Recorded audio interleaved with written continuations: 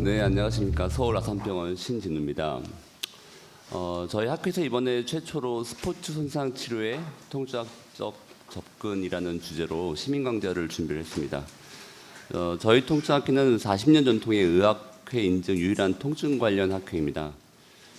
통증의학도 그동안 엄청난 발전을 하였는데요. 그 중에서도 근골격계 질환의 비술적 치료 영역에 많은 발전을 했습니다.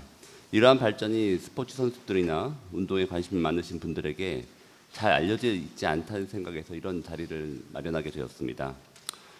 이 강좌를 통해 통증의학이 단순 통증만을 줄이는 것이 아니고 근골격계 질환 치료의 중심에 있는 학문으로 인식이 전환되기를 희망하면서 이제 강좌를 시작해 보도록 하겠습니다. 이번 강좌는 아까 말씀드린 것처럼 스포츠 손상 치료의 통증의학적 접근이란 제목으로 만든 거고요. 첫 번째 섹션은 웨이트 트레이닝과 허리 통증 관리에 대해서 대구 가톨릭대학교 마취통증학과 김동혁 교수님께서 강의를 해주시겠습니다. 부탁드립니다. 네, 소개 감사드립니다. 대구 가톨릭병원의 육체파 지식 노동자 대구 가톨릭병원의 김동혁입니다. 저는 외견상으로 봤을 때는 의료계 종사자보다는 다른 업에 종사하는 것처럼 보이긴 하지만 엄연히 대학병원 의사입니다. 그래서 일주일에 상당 시간은 마취도 하고요. 하루는 시간을 빼서 통증 환자들을 뵙고 외래에서 만나고 시술도 하고 또 남는 시간에는 이 생활체육인으로서 운동도 열심히 하고 있습니다. 한마디로 요약하자면 이 남들을 좀 재우는 역할을 많이 하는데요. 마취로 수술이 필요한 환자를 재우기도 하고 대학병원 대학 교수로서 학생들을 수업 시간에 좀 재우기도 하고 학술 대회 나오면은 불특정 다수를 이렇게 좀 재우기도 합니다. 시간이 남으면 운동장에 가서 이 건강한 청년들을 초크로 재우기도 하고 요즘은 제가 잠드는 일이 좀 늘어나고 있긴 합니다. 특히 아픈 환자들을 통증에서 벗어나서 좀 잘 주무실 수 있도록 하는 게 제가 잘 하고 싶은 역할 중에 하나인데요. 오늘은 이 역할에 맞춰가지고 말씀을 좀 드리도록 하겠습니다. 운동을 하다 보니까 운동을 하는 선후배 친구들이 허리 아프다고 가끔씩 찾아오는 경우들이 있습니다. 오면 이 친구들이 굉장히 과격한 운동들을 많이 하다 보니까 허리들이 많이 손상이 되어 있음에도 불구하고 스쿼트를 무리하게 하면서 통증을 계속 호소하는 경우들이 종종 있더라고요. 진료 시간이 짧아서 채 하지 못했던 이야기들을 오늘은 최대한 시간 맞춰서 한번 해보도록 하겠습니다. 원래 한 3시간짜리 강의인데 줄여서 1시간으로 줄이고 거기서 더 줄여서 35분 강의로 만들었는데 최대한 뺄 거 빼고 해서 시간 맞춰서 한번 해보도록 하겠습니다. 첫 번째로 스쿼트는 꼭 해야 되는 운동인지, 그리고 스쿼트는 왜 잘 다치는지, 그리고 다치지 않기 위해서는 우리가 어떻게 해야 되는지, 그리고 여기에서 우리 페인 메디슨 통증의학의 역할은 어떤 역할을 할 수 있는지 여기에 대해서 말씀을 좀 5분씩 드려보도록 하겠습니다. 스쿼트는 꼭 해야 되는 운동인가, 여기에 대해서 하나 재밌는 이론 하나 좀 소개해드리고 넘어가겠습니다. 불나방 이야기 들어보셨죠? 불나방, 이 불만 있으면 뛰어드는 나방이 과거에는 이걸 주광성이라고 설명을 했습니다. 주광성. 빛을 보면 달려든다. 근데 실제 최근에 밝혀진 내용에 의하면 무게가 나가는 동물들은 위아래를 무게로 구분을 할 수 있지만 아주 가벼운 곤충들은 위아래를 구분하기가 어렵습니다. 중력으로 위아래를 구분하기가 힘들기 때문에 위에 빛이 보이면, 그러니까 태양이 있으면 그쪽을 위로 가정을 하고 빛을 기준으로 위아래를 구분한다는 겁니다. 이 곤충들은. 그러다 보니까 빛이 보이면 그쪽을 향해서 이렇게 뒤집는 현상이 나타납니다. 빛이 보이면 날아가다가 여기가 위라고 생각하고 뒤집어서 날아가는 거죠. 그러다가 불에 튀어들어서 타 죽는 겁니다. 이게 이제 부적응 오류라고 저희들 부릅니다. 부적응 오류. 그러니까 진화 단계에 있어서 그전에는 생존에 도움이 되었지만 환경이 바뀌고 난 다음에는 오히려 오류를 일으키고 생존에 위협이 되는 것을 부적응 오류라고 하는데 우리 인간에게도 이런 것들이 있습니다. 인간에게도 원래 4발로 걷던 우리 인간들이 2발로 걷게 되면서 다양한 부적응 오류를 일으키기도 하는데 특히 선수들한테 이런 일들이 많이 일어납니다. 오늘 꼭 한번 말씀드리고 싶은 내용 중에 하나는 신체 활동은 두 가지로 나눌 수가 있습니다. 신체 활동은 두 가지로 나눌 수 있는데 건강을 위한 운동과 경쟁을 위한 스포츠로 나눌 수가 있습니다. 이 운동 선수들이 실제로는 몸이 건강하지 않은 경우들이 많이 있습니다. 운동 선수들인데 운동을 건강을 위한 운동을 많이 하는데 이 건강하지 않은 경우는 왜 그러냐 하면 운동과 스포츠를 구분하지 않아서 그런 거라고 생각을 합니다. 이 신체 활동 중에 우리 몸을 건강하게 하는 운동 외에 스포츠는 경쟁과 재미의 요소가 들어가기 때문에 열심히 하다 보면 반드시 건강의 요소를 일부 좀 무시하게 되어 있습니다. 그러다 보니까 특정한 동작을 반복하게 되고 그게 결국은 부상을 초래하기 때문인데요. 우리가 3대 영양소인 단백질, 탄수화물, 지방을 많이 먹는다 하더라도 결국 부족해지는 영양소가 있어서 보충을 해주듯이 선수들 같은 경우에는 특히 우리 현대인들 같은 경우에는 이 특정한 동작을 반복하는 선수들 같은 경우에는 거기에 보충이 될 만한 동작들을 따로 훈련을 해줘야 된다고 저는 생각을 합니다. 건강하기 위해서. 여기에 관해서 스포츠의학 단체들이 굉장히 많이 있는데 여러 가지 필수적인 동작들을 나머지 이 나름 단체들에서 뽑아두었습니다. 거기서 몇 가지 공통적인 동작들을 추려내 보면 스쿼트, 런지, 앞으로 밀기, 당기기, 그리고 힙힌지, 코어 이런 동작들은 공통적으로 중요한 동작들이다. 그리고 현대인들에게 결핍되기 쉬운 동작이고 특정 동작을 반복하는 선수들에게 결핍되기 쉬운 동작이기 때문에 이 동작들을 반복적으로 수행하는 것들이 연습하는 것들이 저는 필요하다고 생각을 합니다. 특히 스쿼트가 굉장히 중요한데요. 스쿼트를 강조하는 어떤 이 스포츠 단체들에서는 이 환자의 자세를 평가하기 위해서 스쿼트 하나만 시켜봐도 다양한 이 불균형들을 체크할 수 있다고 주장을 하기도 합니다. 그래서 앞, 옆, 뒤로 이렇게 나누어 봤을 때 어떤 자세가 어떤 부분이 불균형하냐에 따라서 어떤 근육에 문제가 있는지 어떤 부분에 문제가 있는지를 저희들이 체크해 볼 수도 있습니다. 실제로 제 외래에서도 이 다양한 문제를 가지고 있는 환자분들이 있으면 이렇게 벌 세우는 게 아니고 스쿼트를 시켜서 이 자세를 확인해 보고도 합니다.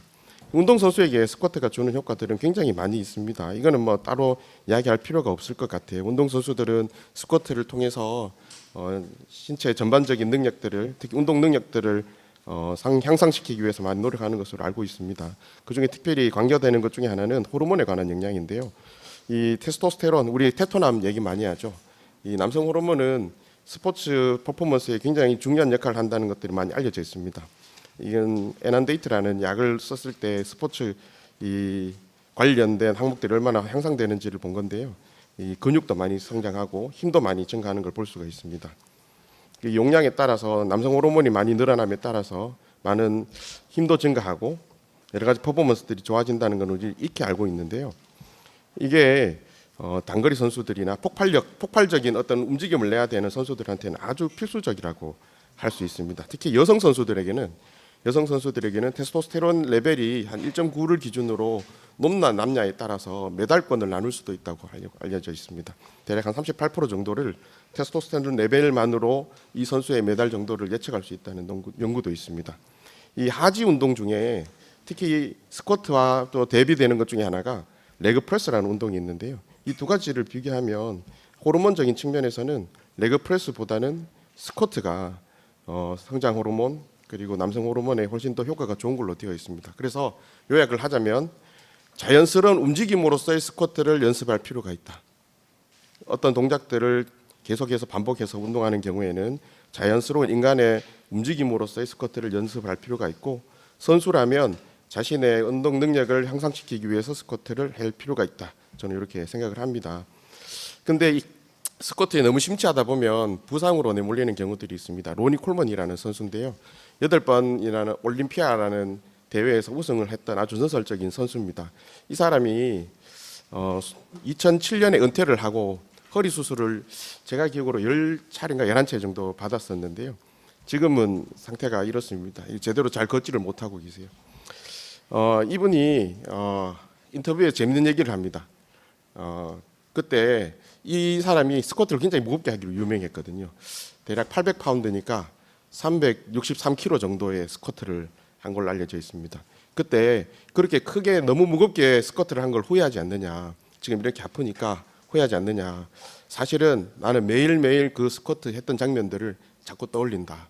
그때 내가 쫄아서 2번밖에 못했는데 사실은 한 4번쯤 할 수 있었을 것 같은데 2번밖에 못했는 걸 늘 후회한다, 이런 얘기를 해요.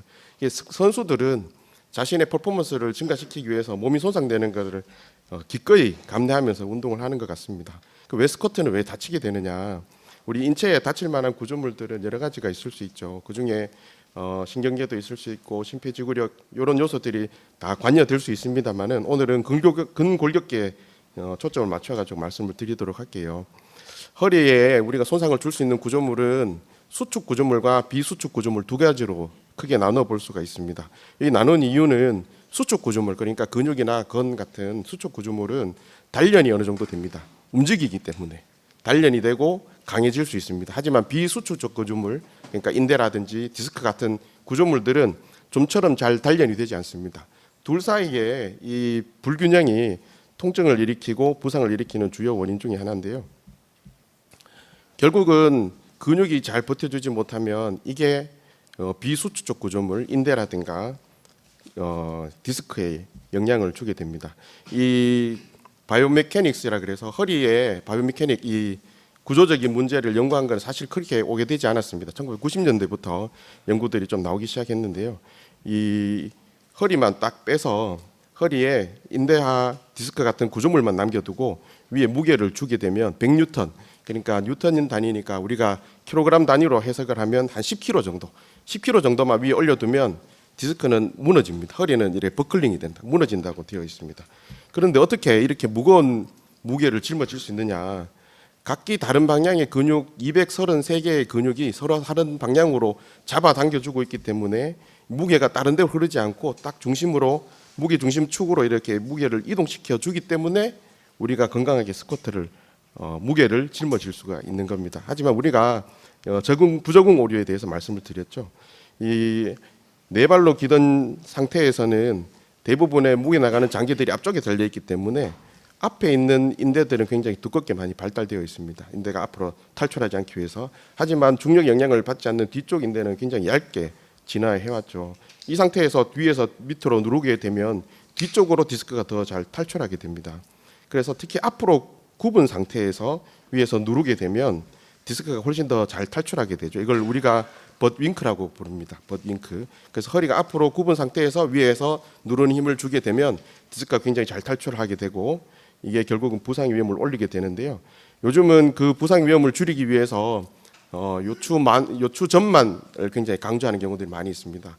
모 책에서 요추 전만 맥킨지 요법 이런 데서 요추 전만을 굉장히 강조하기 때문에 요추 전만을 유지한 상태에서 스쿼트를 하도록 많이 강조를 하고 있고 많은 인플루언서들이 이렇게 운동을 하고 있는 것들을 제가 보는데요. 이것도 저는 위험하다고 주장을 합니다. 왜냐하면 앞으로 이렇게 쏟아지어 있는 골반이 열렸다고 저희들이 표현하기도 하는데요.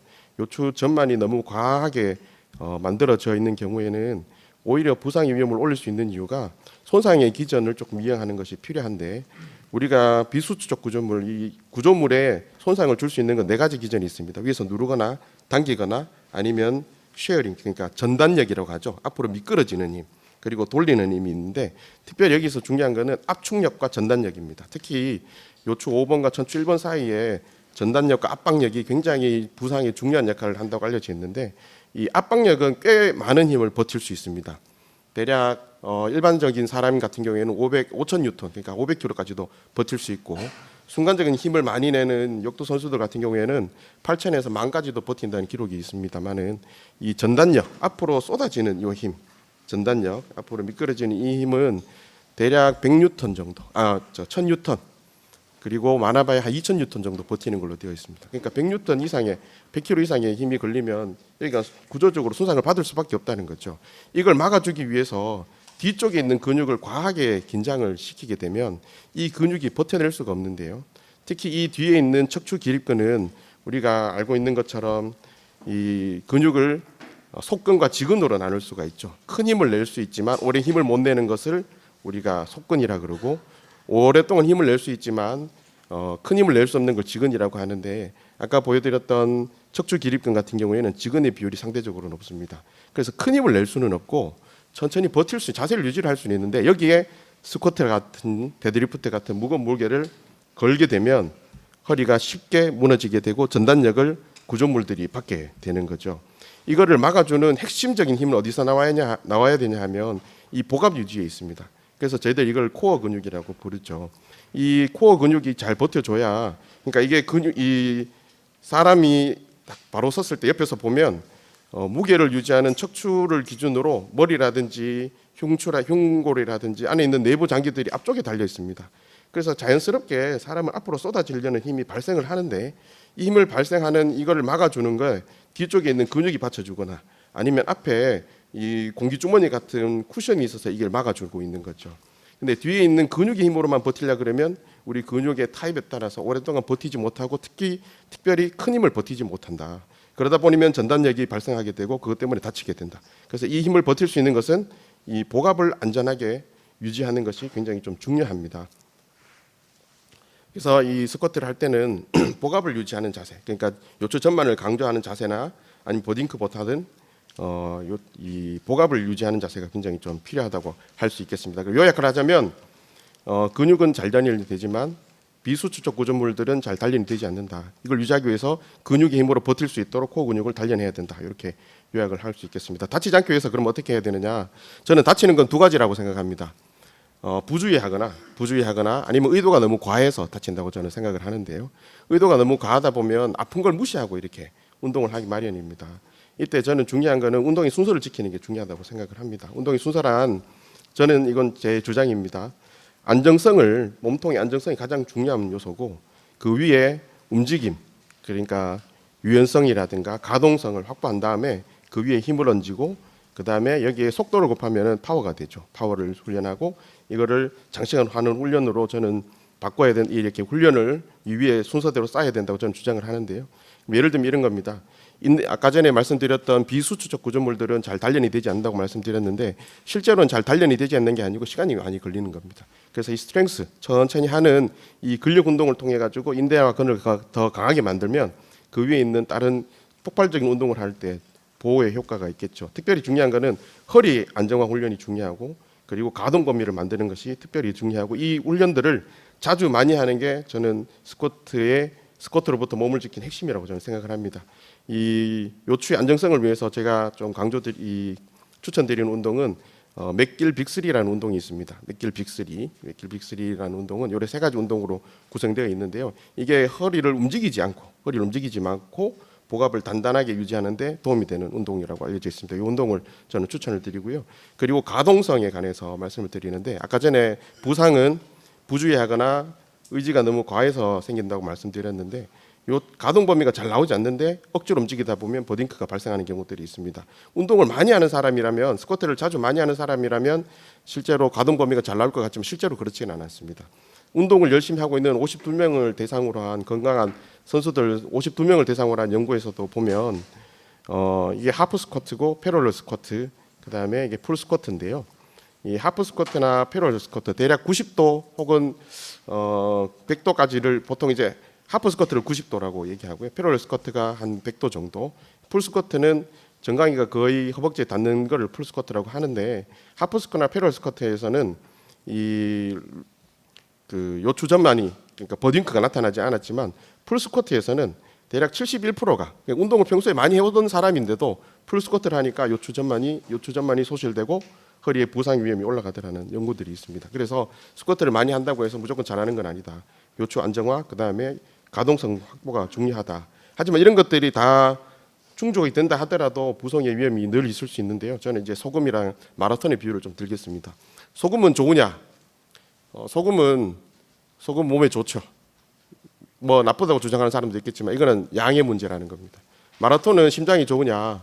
심장에 좋은 운동이라고 알려져 있지만 심장 때문에 심장병으로 매년 많은 분들이 마라톤으로 돌아가시지 않습니까? 이거는 적당한 양을 적당한 수준으로 즐기면은 도움이 되지만 일정 양을 넘어가게 되면은 문제가 된다. 그래서 이 스쿼트가 좋냐 나쁘냐의 문제가 아니라 상당 부분은 저는 양에 대한 문제라고 생각을 합니다. 이렇게 너무 무거운 무게를 지게 되면 근육이 버틸 수 있는, 이분 같은 경우에는 스테로이드를 쓴 것으로 알려져 있는데요. 스테로이드를 쓰게 되면 근육은 폭발적으로 성장할 수 있지만 비수축적 구조물들은 그렇지가 않기 때문에 이렇게 관련에 대해서 이렇게 다치게 되는 경우들이 많이 볼 수가 있습니다. 이 로라 랭던이라는 분인데 만약에 천천히 점진적으로 그러면 비수축적 구조물을 증가시키면 나이가 들어서도 성장할 수 있느냐 그렇다는 거죠. 이 로라 랭던이라는 분은 제 기억으로 180kg의 스쿼트를 할 수가 있습니다. 75세인가에 신기록을 세우셨는데 그럼 평소에 운동을 하시던 분이냐 젊을 때 운동을 좀 한가닥 하셨던 분이길래 나이가 들어서도 이렇게 잘 되느냐 그게 아니라 35년간 부동산업에 종사하다가 65세에 이대로는 안 되겠다 해서 운동을 시작하고 십수년 만에 스쿼트로 세계 신기록을 세우게 됩니다. 그래서 우리도 점진적으로 운동을 하면 이 순서대로 훈련을 하게 되면 우리도 스쿼트를 안전하게 할 수 있다. 특별히 어떤 특정한 동작들을 반복해야 되는 선수 같은 경우에는 이 동작들을 가동 범위를 확보하고 안정성을 확보하면 충분히 오래 즐길 수가 있다. 저는 그렇게 생각을 하고요. 오늘 제가 강조드리고 싶은 두 가지를 이 마지막 슬라이드를 통해 가지고 말씀드리도록 하겠습니다. 우리 통증의학과는 통증의학과를 소개해드리기 전에 중요한 한 분을 좀 소개해드리겠습니다. 제가 굉장히 좋아하고 존경하는 프로레슬러입니다. 불워커 마스크드 마블이라고 불리던 라이트 헤비웨이트 뉴욕주의 챔피언인데요. 이분이 제가 이렇게 가장 최근에는 명예의 전당에도 헌액된 프로레슬러입니다. 이분을 제가 존경하는 이유는 이분이 그 마취 통증의학과 의사였습니다. 원래 마취과 의사였는데 성빈센트 병원이라는 곳에서 레지던트로 근무하면서 돈이 부족해서 이제 야간에 아르바이트식으로 주말에 프로레슬러로 활동을 했었던 거죠.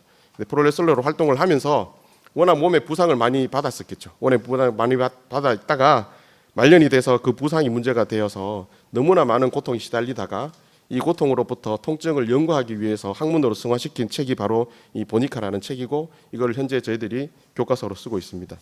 그래서 저희들은 원래 공감의 학문이다 이렇게 시작을 할 수가 있겠는데요. 이건 제가 신문에 났던 내용입니다. 여기 보시면 또 아깝게 우승을 놓친 김동혁 선수는 대회 막판까지 선전했으나 동메달에 그쳤다. 동메달.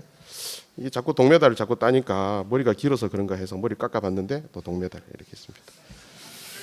까불다 보면 이렇게 좀 다치게 되죠. 목을 크게 한번 다쳤더랬었습니다. 목을 크게 한번 다쳤는데 목을 다쳐서 힘이 안 들어가니까 한 몇 개월 동안 일을 제대로 못했어요. 근데 일을 못하는 것뿐만 아니고 제가 하고 있는 다양한 운동들과 활동들을 할 수 없다는 일이 굉장히 좀 절망에 빠졌었는데 이거를 보니카 선생님처럼 학문으로 승화시키기로 해봤습니다. 그래서 여러 가지 책을 사봤어요.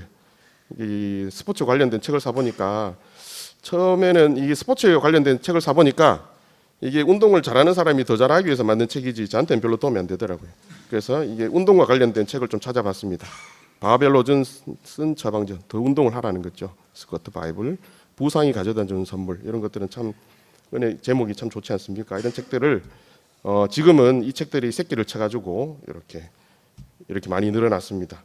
그래서 지금은 그 의도치 않게 교보문고 프레스티지 회원이 되어서 시내 1시간 반 이상 무료 주차 가능해졌습니다.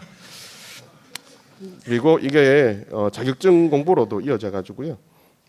생활 스포츠 지도자 자격증도 따고 미국 스포츠 의학회 자격증도 따고 이거는 이제 스포츠 의학회 그 인증이 자격증도 따서 이제 스포츠적으로 환자들에게 운동을 가르치기 위해서 다양한 방법으로 연구를 하고 있는데요. 제 주요 연구실은 이렇게 생겼습니다. 집에서 이렇게 운동을 하면서 이 주짓수, 유도, 도복, 제 주짓수 파트너 이렇게 이 메달, 주짓수, 유도 메달, 철인 3종, 마라톤 메달 하면서 지금 이 친구가 와 있는데 많이 힘들어하는 우리 전공의 선생님이 있으면 데리고 가서 스쿼트로 이렇게 단련을 좀 시켜주기도 하고 의정 사태 때 떠나 있는 학생들에게 이 제 안부를 스쿼트로 이렇게 전하기도 합니다.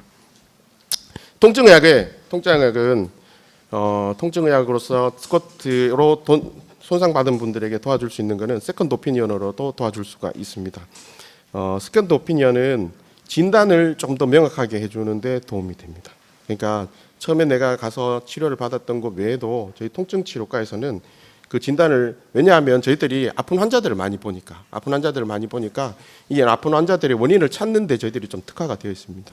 원인을 좀 찾는 데 도움이 되는데 실제로도 이 허리 통증 때문에 저희 다리의 방사통 때문에 저에게 의뢰준 환자가 있는데 이 다리 방사통이라고 의심이 돼가지고 블락 한번 해주세요라고 저희들 의뢰를 주셨지만 사실은 조사를 해보니까 무릎에 베이커 시스터라 그래서 무록이 있어서 다리가 저린 걸로 확인이 되어서 이걸 치료하고 좀 좋아졌는 케이스가 있었습니다. 그러니까 아프다고 해서 그 부위에 문제가 있는 게 아니라 저희들에게 의뢰를 주시면 혹은 저희들 과로 와주시면 저희들이 거기에 맞는 원인을 잘 찾을 수가 있겠다. 그리고 저희들이 무엇보다도 보존적 치료에 좀 저희들이 전문가입니다. 보존적 치료, 수술이라든지 다른 적극적인 치료 외에도 아까 말씀드렸던 것처럼 비수축적 구조물이 잘 쉽게 손상될 수 있다고 말씀을 드렸는데 이 비수축적 구조물 특히 앞으로 쏟아진 이 전단력을 막기 위해서는 이 수축적 구조물들이 먼저 동원되어야겠지만 그렇지 않은 경우에는 비수축적 구조물, 인대 같은 것들이 많이 손상되는 경우들이 있고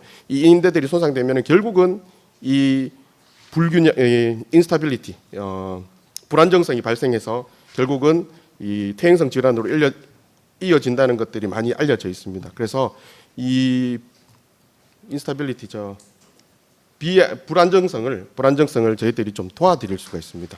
이미 스쿼트로 많이 다쳤던 분들, 운동 손상으로 많이 좀 다쳤던 분들은 저희들이 이런 인대 증식 치료라든가 이런 보존적 치료로 이 부족했던 부분들을 저희들이 도와드릴 수가 있으니까 저희들에게도 많이 좀 저희들에게도 이런 무기들이 있다는 걸 기억해 주셨으면 좋겠습니다. 이분은 사실 군인인데요. 이분이 허리가 아프다고 저에게 왔는데 사진을 찍어 보니까 이렇더라고요. 이 골극이 이렇게 발달이 인스타빌리티 그러니까 불안정성의 징후죠. 왼쪽을 한쪽으로 이 조사를 해보니까 오른쪽 무릎과 발목에 문제가 있더라고요. 그래서 반대편인 왼쪽으로 많이 무게를 실다가 보니까 거기에 불안정성이 발생했던 걸로 보이고 이분에게도 보존적 치료, 인대 증식 치료 같은 치료를 통해서 허리 통증으로부터 좀 벗어나게 해드렸고 지금은 거의 침대에서 누워 생활하시다가 지금은 일어나서 숙여서 세수가 가능합니다. 감사합니다 하는 얘기를 최근에 들었습니다. 저희들이 거기에 쓰는 약물들도 저희들이 잘 공부해서 이해하고 있습니다. 요즘은. 그래서 선수들에게도 안전한 약물들을 저희들 쓸 수 있으니까 저희들에게 의뢰를 주시거나 저희들을 찾아주시면 도움을 좀 저희들이 드릴 수가 있을 것 같습니다. 의사 면허, 전문의 면허 저에게는 다 중요하지만 특히 통증 고의자 가정이라는 분들, 통증 고의자 가정을 이수하신 분들이 있습니다. 이런 분들에게 이런 분들을 찾아주시면 저희들이 적정한 도움을 좀 드릴 수 있을 것 같습니다. 저희들이 이런 부분들에 대해서는 준비가 되어 있습니다. 그래서 선수분들도 저희들의 이야기를 들려주시면 저희들도 저희들의 경험을 공유하도록 하겠습니다. 긴 시간 강의 들어주셔서 감사합니다.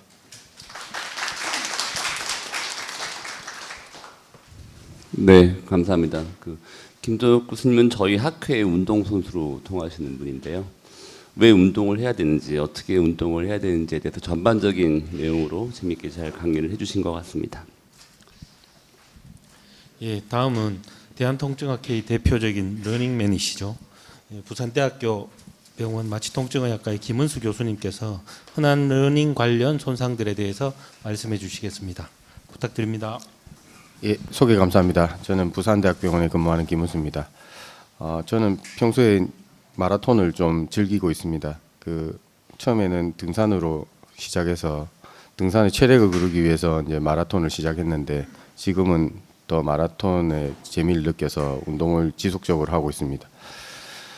제가 강의 의뢰를 받고 이제 달리기 관련 손상, 그 통증에 대해서 얘기하고자 하는 이유는 요즘 아시다시피 러닝 붐입니다. 마라톤이 등록이 오픈되자마자 전부 다 솔드아웃 되죠. 그래서 많은 사람들이 건강을 위해서 달리기를 많이 하고 그럼에도 불구하고 건강하기 위해서 운동은 하지만 그 운동 때문에 또 아파집니다. 그래서 일반 우리 같이 주말 러너들이라든지 아마추어 러너들도 이제 많이 아픈데 엘리트 선수들은 고강도로 또 아주 많은 양의 운동을 하기 때문에 더 아픈데도 또 대회라든지 어떤 그런 성적 때문에 또 계속 아픈 상태로 이제 운동을 하게 되는데 제일 고민이 이제 아픈데 이거를 쉬어야 되는지 말아야 되는지 이런 거에 대한 고민이 있고 또 아플 때 자기가 훈련을 하고 싶어도 훈련을 못 하게 되고 그런 것들이 이제 만성으로 진행되게 되면 운동을 결국 포기하게 되거나 그렇게 됩니다. 그래서 조기에 좀 평가하고 치료하게 되면 만성화를 진행을 줄일 수 있기 때문에 이런 주제로 조금 말해드리고자 합니다. 달리기는 이제 긍정적 효과가 이제 엄피파도 있습니다. 그러니까 심혈관계라든지 다 체중 감량 효과도 있고 근골격계 다 강화시키고 정신적으로도 이게 아침에 운동을 위해서 이제 달리기를 하면 자신을 위해서 30분을 뛰었고 호련히 자기를 위해서 시간을 썼다는 그것만으로도 우울증이라 이런 것들이 훨씬 더 개선되고 운동에 의해서 수면 개선 효과도 있고 자신감도 증가하는 그런 효과를 보이는데 사람들마다 달리는 이유가 이제 달리기를 시작하는 이유가 다 다른 것 같습니다. 저는 사실 처음에 골프를 좀 좋아해서 골프를 하다가 이제 한쪽으로 움직이는 운동을 계속 하다 보니까 허리가 아파서 이제 운동을 시작하게 됐고 그 뒤로 이제 러닝을 하면서 이 러닝이 가지는 스트레스 효과, 완화 효과가 더 좋았습니다. 사실 또 저만을 위해서 시간을 할애한다는 게 너무 좋아서 운동을 하게 됐는데 하루키 선생님께서는 이제 운동을 하게 된 게 전업 작가로서 이제 시작할 때부터 달리기를 이제 하게 되는데 그게 이제 자기가 재능이 있더라도 어느 정도 퍼포먼스로 이런 작품을 만들어내야 되는데 그런 글쓰기의 집중력과 지속력을 유지하는 것을 전부 다 달리기에서 배웠다고 말씀하셨습니다.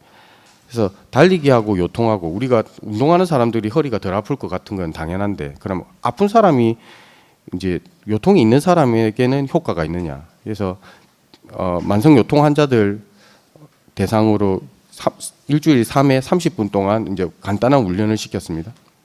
그래서 비교해 봤더니 바스도 줄고 기능 장애도 개선되는 효과를 보이고 만족도도 높은 거죠. 그래도 뭐 경미한 정도의 어떤 부상은 있었고 요통이 악화되는 건 한 건 정도밖에 보고되지 않았습니다. 그래서 요통이 있는 환자에서 간단한 이런 러닝만으로도 통증이 개선되고 이런 좋은 운동 옵션이 될 수 있다. 이렇게 보고하고 있고 또 달리기하고 정신 건강에 관련해서도 뭐 무조건 좋다 이런 연구들이 많은데 그게 사실 증명하기가 좀 어려운 건데 이 연구에서 보면 트레드밀을 위해서 10분 정도 이제 Vmax의 한 50% 정도 되는 강도로 훈련을 딱 10분 시키고 그 뒤에 무드에 대한 점수 체크하고 그 다음에 이게 칼라 워드 테스트라는 게 글자 빨간색에다가 빨간색 잉크가 일치하면 일치하는 거고 빨간색에 파란색 잉크를 넣으면 불일치하는 건데 그거를 파란색이라고 말할 수 있어야 되는 건데 그런 식으로 하고 또 전두엽의 이제 활성이 증가하는 것들을 평가했을 때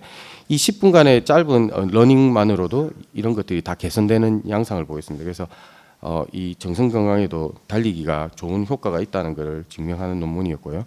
그 달리기와 관련해서 이 좀 부상이나 이런 걸 이해하려면 달리는 사이클에 대한 이해가 있어야 됩니다. 그래서 이게 땅을 짚고 있는 시기하고 이게 나르는 공중에 떠 있는 시기가 각각의 이 시기마다 여러 근육들이 유기적으로 움직이게 되는데 이제 처음에 접지할 때는 대퇴사두근이 편심선 수축을 하면서 이 충격을 완화합니다. 그리고 종아리 근육, 비복근하고 가자미근이 이런 지면 반발을 좀 응축해서 흡수하고 나머지 이제 기본적으로 복근이라든지 이런 것들이 안정화를 시키죠. 이 중간 지지 시기에는 둔근들이 안정화를 잡아주고 이제 발을 뛰는 그 시점에서는 대둔근과 햄스트링이 추진력을 내고 또 종아리근이 아까 지면 발력을 받아놨던 거를 이제 플란탈 플렉션을 하면서 앞쪽으로 내딛게 됩니다. 그런 힘으로 앞으로 가게 되고 그런 다음에 햄스트링이나 굴곡근에 의해서 무릎을 앞으로 굽히면서 앞으로 전진하게 됩니다. 마지막에 이제 햄스트링이 앞으로 무릎이 그러니까 견골이 앞으로 나가는 그 속도를 제어하면서 다음 착지를 준비하기 위해서 햄스트링이 편심선 수축을 하면서 이제 그거를 제어하면서 이 사이클이 완성되는데 나머지는 이제 상체에 있는 근육들도 달리기 하면 하체만 강화되는 게 아니고 상체에 있는 근육들도 균형을 잡기 위해서 발달하게 되기 때문에 전체적으로 이게 강화되게 되는 겁니다. 그래서 사이클에 관련해서 이제 부상 기전을 보면 이깎기에 앞서 말씀드렸지만 대퇴사두근이 편심 수축을 하면서 이게 충격을 완화하게 됩니다. 이게 못할 경우에는 무릎 쪽에 통증이 발생할 수 있고 이게 디딜 때 골반이 안정화되지 않으면 둔근들이 약화가 되면 장경인대 마찰 증후군이 발생할 가능성이 있습니다.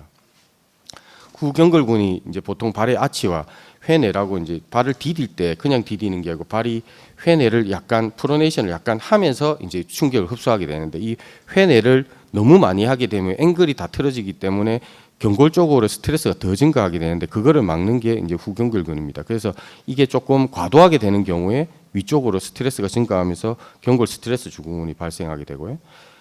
또 이제 아까 추진력을 만들어낼 때 과도하게 이제 이 발바닥 굽힘을 쓰게 되면 아킬레스 건염을 유발할 가능성이 있습니다. 그리고 햄스트링이 엉덩이를 탁 신전시키면서 추진력을 만들어내는데 그때도 이런 게 반복적으로 쓰게 되면 이게 좌상이라든지 이런 게 발생할 수 있고 햄스트링이 파열되거나 손상을 받는 대부분은 이제 이 터미널 스윙 그러니까 마지막 육각기 때 이제 주로 생깁니다. 그래서 이 빨리 진전되던 다리를 감속시키면서 부하가 제일 많아지고 그때 보통 문제가 생기게 되고 전경결근은 이제 발등을 이렇게 뒤로 제끼는 그 근육인데 이게 충돌을 방지하면서도 이게 약화가 됐을 때는 이 지면에 오는 충격을 그대로 다 받기 때문에 족저근막염이 유발할 가능성이 있습니다. 그래서 우리가 뭐 완벽한 폼은 없습니다. 유명한 선수들 폼 보면 정말 그 발을 중심에 두고 딛고 앞으로 추진하는 힘이 크고 이런데 결국은 이제 자기의 능력에 맞지 않게 이제 보폭을 크게 하면 그 충격이 훨씬 더 많이 받게 되고 그런 것들이 무릎이나 고관절이나 전체적으로 다 영향을 미치게 됩니다. 그래서 그리고 이제 상하 진동이 많은 경우 그냥 진짜 잘 달리는 선수들을 보면 머리는 그대로 있고 발만 이렇게 왔다 갔다 하는데 상하 진동이 크면 에너지 소모도 많고 러닝 메카닉 에코노믹스도 억수 떨어지는 경향이 있습니다. 그래서 그런 것들을 좀 안 해야 되고 이렇게 전체적으로 한쪽으로 치우치거나 밸런스가 무너지는 것들에 대해서 조심해야 되겠습니다. 그래서 이 폼은 통증을 그러니까 손상을 줄이기 위해서 하는 거라고 생각하시면 되겠습니다. 우리가 뭐 미드풋이니 뭐 이게 힐풋, 미드풋, 포어풋 뭐가 좋니 뭐 이런 말이 많습니다. 신발을 뭐 신어야 되니 뭐 이런 고민이 많은데 현재까지 나온 뭐 연구 중에서는 뭐가 더 좋다 이런 건 없습니다. 근데 자기에 맞게 해야 되는 건 맞는데 예전에 일본에서 한 연구에서 보면 엘리트 선수들이 달리기를 하는데 15km 지점에서 다 체크해봤더만 엘리트 선수임에도 불구하고 힐 스트라이크 하는 분이 75%, 미드풋이 24%, 나머지 1%가 포어풋입니다. 그러니까 근데 이제 상위권자들 상위 50명을 봤더니 전부 다 이제 미드풋 아니면 포어풋이었다는 거죠. 그러니까 성적을 내려면 지면에 닿는 시간을 줄여야 되고 케이던스를 높여야 되니까 그렇게 되면 자연스럽게 미드풋이나 포어풋이 되고 그런 분들은 이미 그런 것들을 할 수 있는 근육들이 많이 발달된 상태입니다. 그래서 저희들은 이제 아마추어들은 그런 것보다는 자기에 맞는 자기가 어떤 것을 추구하느냐에 따라서 아니면 자기가 어느 정도가 준비됐냐에 따라서 그거를 선택해서 훈련을 하면 되겠습니다. 자기가 추구하는 바대로. 그래서 보통 뒤꿈치로 리어풋으로 많이 하니까 가장 흔하고 장거리에 좋고 주로 그러니까 하중이 발목보다는 더 위쪽으로 갑니다. 그래서 무릎이나 고관절 쪽에 좀 손상이 많이 오게 되는 경향이 있고 미드풋을 착지를 하게 되면 충격 흡수 효과가 큽니다. 그리고 무릎의 부담은 작고 그렇지만 이거는 이제 종아리 쪽에 있는 근육 그런 근육들이 발달이 돼야지만 되고 전족부는 더하죠. 이게 좀 빨리 가는 거고 접지 시간이 최소화하기 때문에 무릎의 부담은 작지만 조관이나 아킬레스건 이걸 장기간 동안 할 수 있는 근육이 필요합니다. 그러니까 그런 것들이 발달돼야 돼서 결국 뭐 종합하자면 미드풋이 충격을 흡수하는 면에서는 제일 좋지만 그것보다는 더 중요한 건 케이던스를 높여서 충격을 완화시키는 더 회전수를 더 증가시키는 게 중요하고 자세를 지면에 수직으로 디딜 수 있는 그런 자세 교정이 필요하겠습니다. 그래서 부상을 정의할 때 이전에는 연구들이 뭐 중구난방인데 최근에는 이제 이 컨센서스를 형성해서 최소 7일 이상 또는 3회 이상의 예정된 훈련 러닝 동안에 이런 것들이 제한되거나 중단되는 것을 부상으로 정의하고 있습니다. 그래서 부상의 원인은 러닝 관련돼서는 대부분 과부하입니다. 그러니까 운동 전체량이 많아지는 거죠. 그리고 또 급격히 뭔가 훈련이 변한 것, 착지법이나 운동화가 바뀐다든지 이렇게 되면 문제가 될 수 있고 신체 밸런스의 비대칭도 문제가 될 수 있습니다.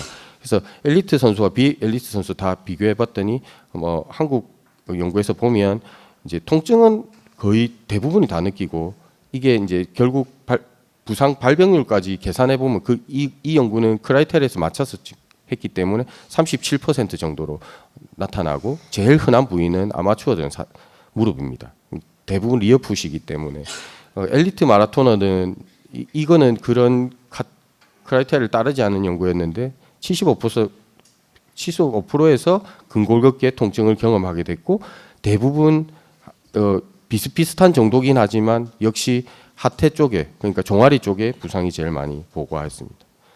그래서 부상 관련돼서 달리기 관련된 부상을 이렇게 너무 많기 때문에 제가 몇 개 추려봤습니다.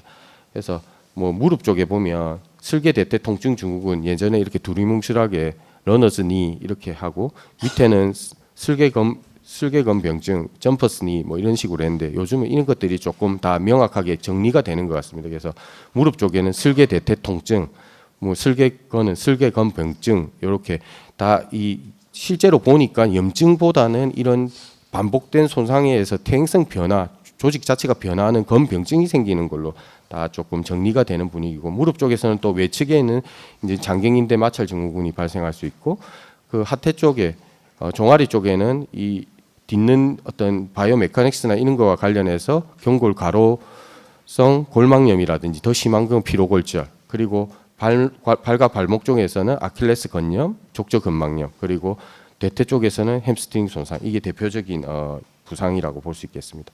그럼 슬개 대퇴 통증에 대해서 보면 아주 비특이적이고 모호한 통증인데 이게 주로 관절 연골에서 기인하는 통증을 말하는 겁니다. 그래서 특징적으로 스쿼트를 하거나 계단을 이용할 때 증상이 악화되는 양상을 보이는데 이게 테이핑을 했을 때 통증이 감소하는 양상을 보입니다. 그래서 이런 병력들이 중요하고 뭐 영상 소견은 그렇게 MRI나 이런 거는 필요가 없다고 합니다. 근데 단순 엑스선 사진으로 정도만 확인하면 되고 무엇보다 중요한 건 이게 무릎 전체에 전방적으로 다 통증을 유발하기 때문에 슬개건 병증과 감별이 필요합니다. 그래서 뭐 원격 요인, 국소 요인 즉 무릎 이외의 바깥쪽의 어떤 원인들, 대퇴 내회전이, 고관절의 내전이 이런 식으로 축이 틀어져서 압력이 증가함으로써 이제 문제가 생기는 것. 그리고 슬개 대퇴 국소는 이게 슬개골이 이 대퇴 고랑을 왔다 갔다 하면서 문제를 일으키는 것 이런 것들입니다. 그러니까 슬개골 위치가 외축으로 전이돼 있든지 이 지지대 그러니까 레티나큘럼이 긴장이 뭐 이완되거나 뭐 완화돼 있다든지 대퇴 사두근의 기능이 이상이 있든지 이런 경우에 이제 통증이 유발되게 됩니다. 그래서 보통 치료는 우선 이 치료는 거의 다 그 대증적 치료로 하면 되는데 대퇴 사두근 재훈련이나 고관절 근육 훈련 같이 이런 훈련들을 하면서 통증을 제어하면 되겠고 테이핑 등이 도움이 되기 때문에 적극적으로 시행하면 되겠습니다. 그 외에 이제 도수 치료도 도움이 되고 바이오메카닉스를 조금 좋게 하기 위해서 깔창이나 이런 것들이 도움이 될 수가 있고 최근에 이제 러닝하는 사람들이 슬개골에 이래 보조기를 많이 하는데 그게 예방적 효과가 있는지는 모르겠습니다. 그냥 하시는 것 같은데 예방적 효과는 없더라도 이 슬개 대퇴 통증이 있는 경우에는 보조기 착용이 통증 완화에는 도움이 됩니다. 슬개건병증은 농구나 배구 뭐 이런 것들 방향을 급격히 튼다든지 내리막으로 달리기를 한다든지 이런 운동에서 고발하게 되는데 이것도 마찬가지로 예전에는 이게 염증이다, 염증성 병증이다 이렇게 했지만 지금은 거의 건병증, 텐디노패시로 다 통긴되는 양상을 보이고 이게 슬개골 하부에 통증이 특징적으로 이제 나타나는데 그 슬개골 하부에 통증이 있다고 해서 전부 다 이 건병증이다 이렇게 해서도 안 되고 그럼 아파서 뭐 MRI를 찍었는데 슬개건에 무슨 이상 소견이 있다고 해서 이건 무조건 슬개건 쪽에 문제야 해서 그런 식으로 접근해서도 안 됩니다. 그래서 병력이나 이런 걸 잘 청취해야 되는데 이 디클라인 스쿼트 내리막 쪼그림을 하면 통증이 악화되는 양상을 보이고 아까 슬개 대퇴 통증은 테이핑을 했을 때 효과가 있는데 이거는 이 슬개건병증은 테이핑에 효과가 덜합니다. 그래서 그런 것들을 이용해서 감별을 하는 게 좋겠고 이게 그 미만성으로 슬개 대퇴 통증은 미만성으로 발생하면 이거는 국소적인 통증이 있습니다. 그래서 그런 것들을 조금 참고해서 해야 되고 뭐 단지 그 부위가 아프다고 해서도 그걸로 진단해서도 안 되고 여기 말한 것처럼 MRI나 초음파 같은 거 했을 때 이상 소견이 있다고 단지 이것만으로 슬개건병증이라고 진단해서는 안 됩니다. 이것 플러스 이렇게 국소적인 통증이 있고 디클라인 스쿼트에서 통증이 유발될 때 슬개건병증을 강력히 의심하고 이제 치료를 해야 되겠습니다. 이렇게 이제 전체적으로 보면 대부분 보존적 치료죠. 훈련량을 감소시키고. 근데 이게 무조건 시계만 한다고 또 좋아지는 게 아니기 때문에 가능한 빨리 이렇게 그 근육 훈련을 통해서 이제 치료를 하는 건데 뭐 선수들 같은 경우는 시즌 중에는 이렇게 내리막 스쿼트를 하면서 막 이렇게 강화 운동을 좀 자제하라고 권고하지는 않습니다. 그리고 통증 경감을 위해서 냉동 치료라든지 약물 치료, 테이핑, 체외 충격파 체외충격파가 슬개건병증에 뭐 효과가 명확하지는 않지만 이게 비침수적이고 그렇게 큰 해를 미치지 않기 때문에 많이 적용하고 있는 것 같습니다. 주사 치료는 또 뭐 스클레로세라피나 스테로이드, PRP 이런 것들 적용해 볼 수 있는데 최근에 선수들에게는 이제 스테로이드는 거의 이제 시즌 중에는 거의 사용할 수 없는 그런 치료법이 되겠습니다. 시즌이 끝나고 났을 때 이제 사용하시면 되겠죠.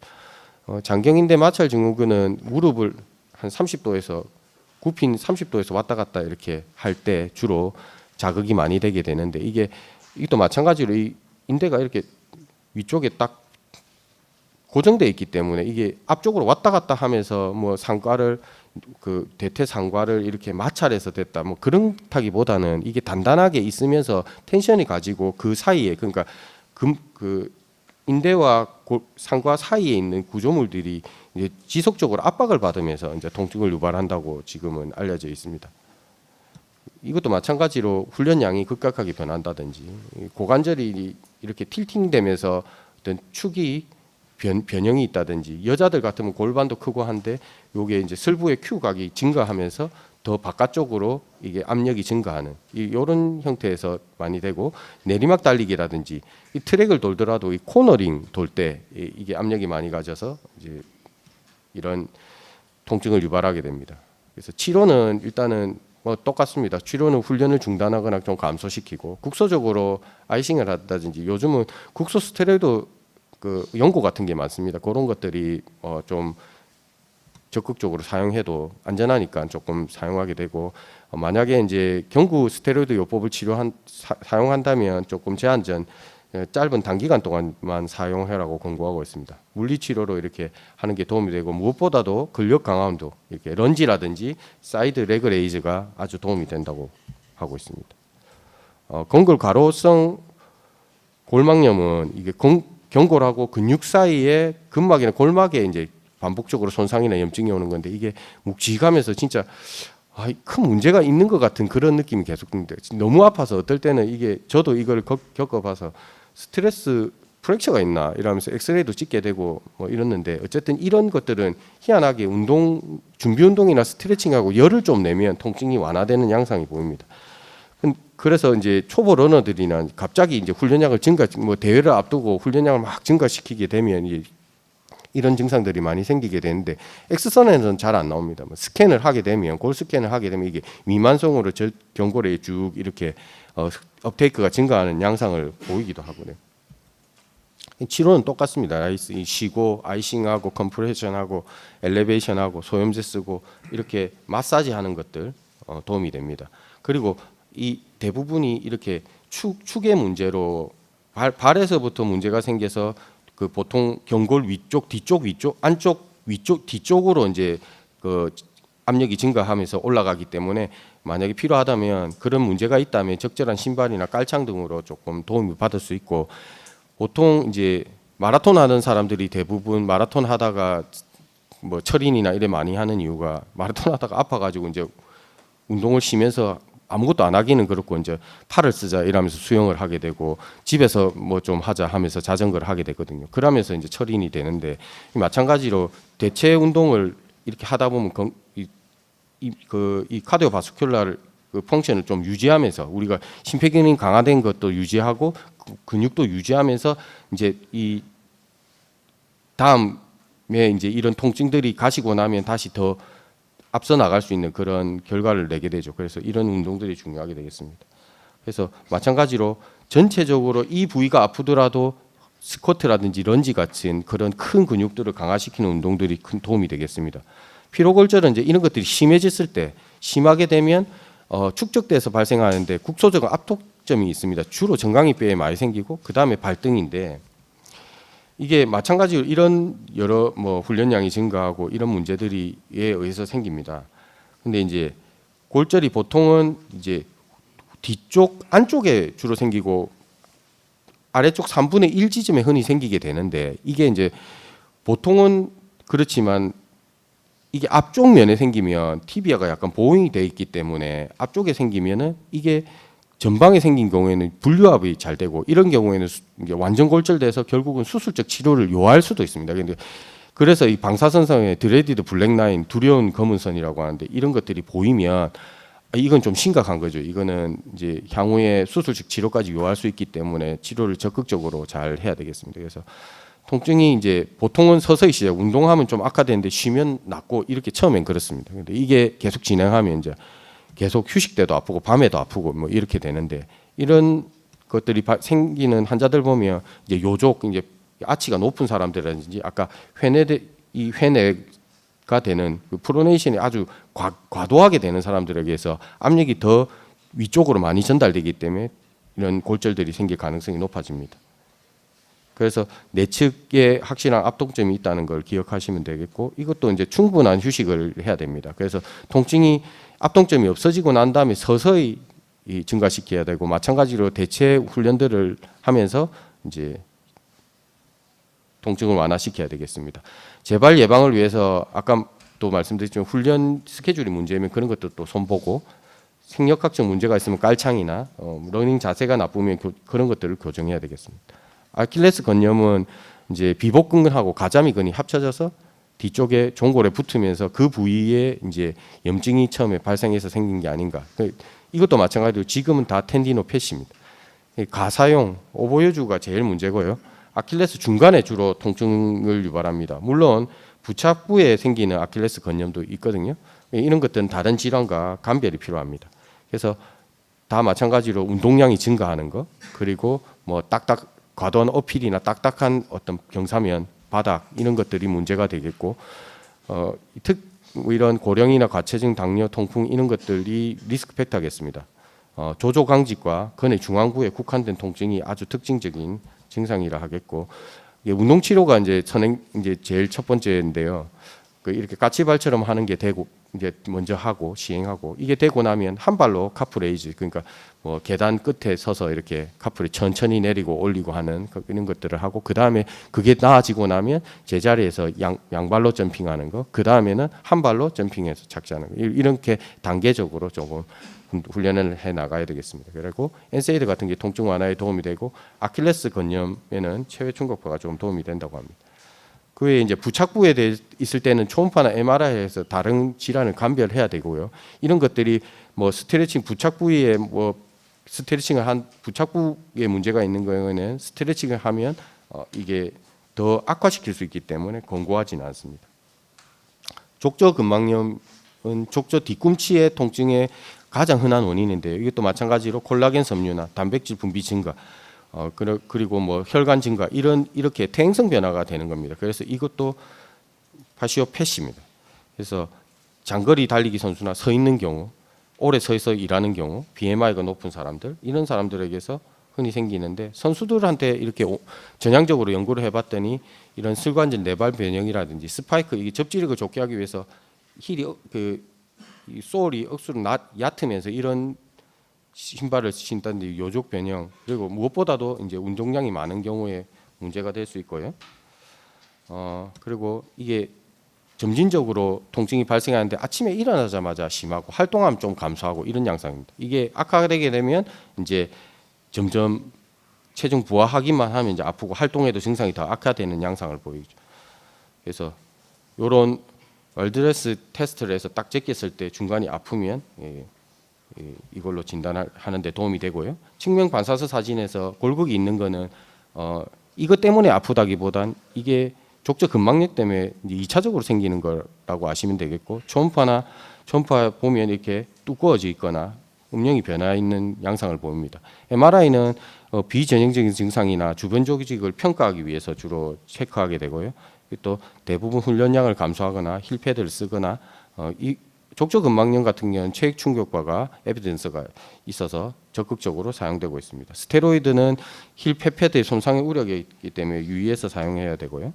마지막으로 이제 햄스트링인데 햄스트링은 이게 다쳤는지 본인이 바로 알게 됩니다. 이게 급성 손상의 어떤 기억이 있고 이게 하게 되면 악화 요인이 있고 그래서 명확한 국소 부위가 있고 좀 지나고 나면 멍까지 들기도 하고 이렇습니다. 그래서 1형과 2형이 있거든요. 이게 전력 질주하다가 생긴 경우에는 주로 이렇게 근과 근의 이행부 이런 데 생기고 이게 발레라든지 어떤 체조 같은 이런 데 생기면 이게 텐던이 붙는 자골 결절에 가깝게 이래 인저리가 오게 됩니다. 이런 차이가 있습니다. 그래서 이것도 마찬가지로 촉진이라든지 패시브 ROM, 액티브 ROM 그리고 이게 저항을 주면서 니플 액션을 하는 거로 이학점 검사를 하면 되고 이게 뭐 축구 선수들이 사실 더 많죠. 뭐 운동 선수, 야구 선수나 이런 분들은 이제 MRI를 찍어서 자기가 뭐 진짜 아픈데 이게 진짜 햄스트링이 문제가 있는지 하기 위해서 하지만 보통 아마추어 선수들이나 일반 사람들은 초음파가 좀 적극적으로 사용될 수 있는 부분입니다. 치료는 뭐 비슷합니다. 그래서 무엇보다 중요한 건 햄스트링 강화 운동인데요. 이렇게 노르딕이라든지 이렇게 브릿지를 이렇게 좀 프레셔를 브릿지를 강도를 높이기 위해서 의자를 사용한다든지 이렇게 불안정성을 주면 조금 더 강화할 수 있겠습니다.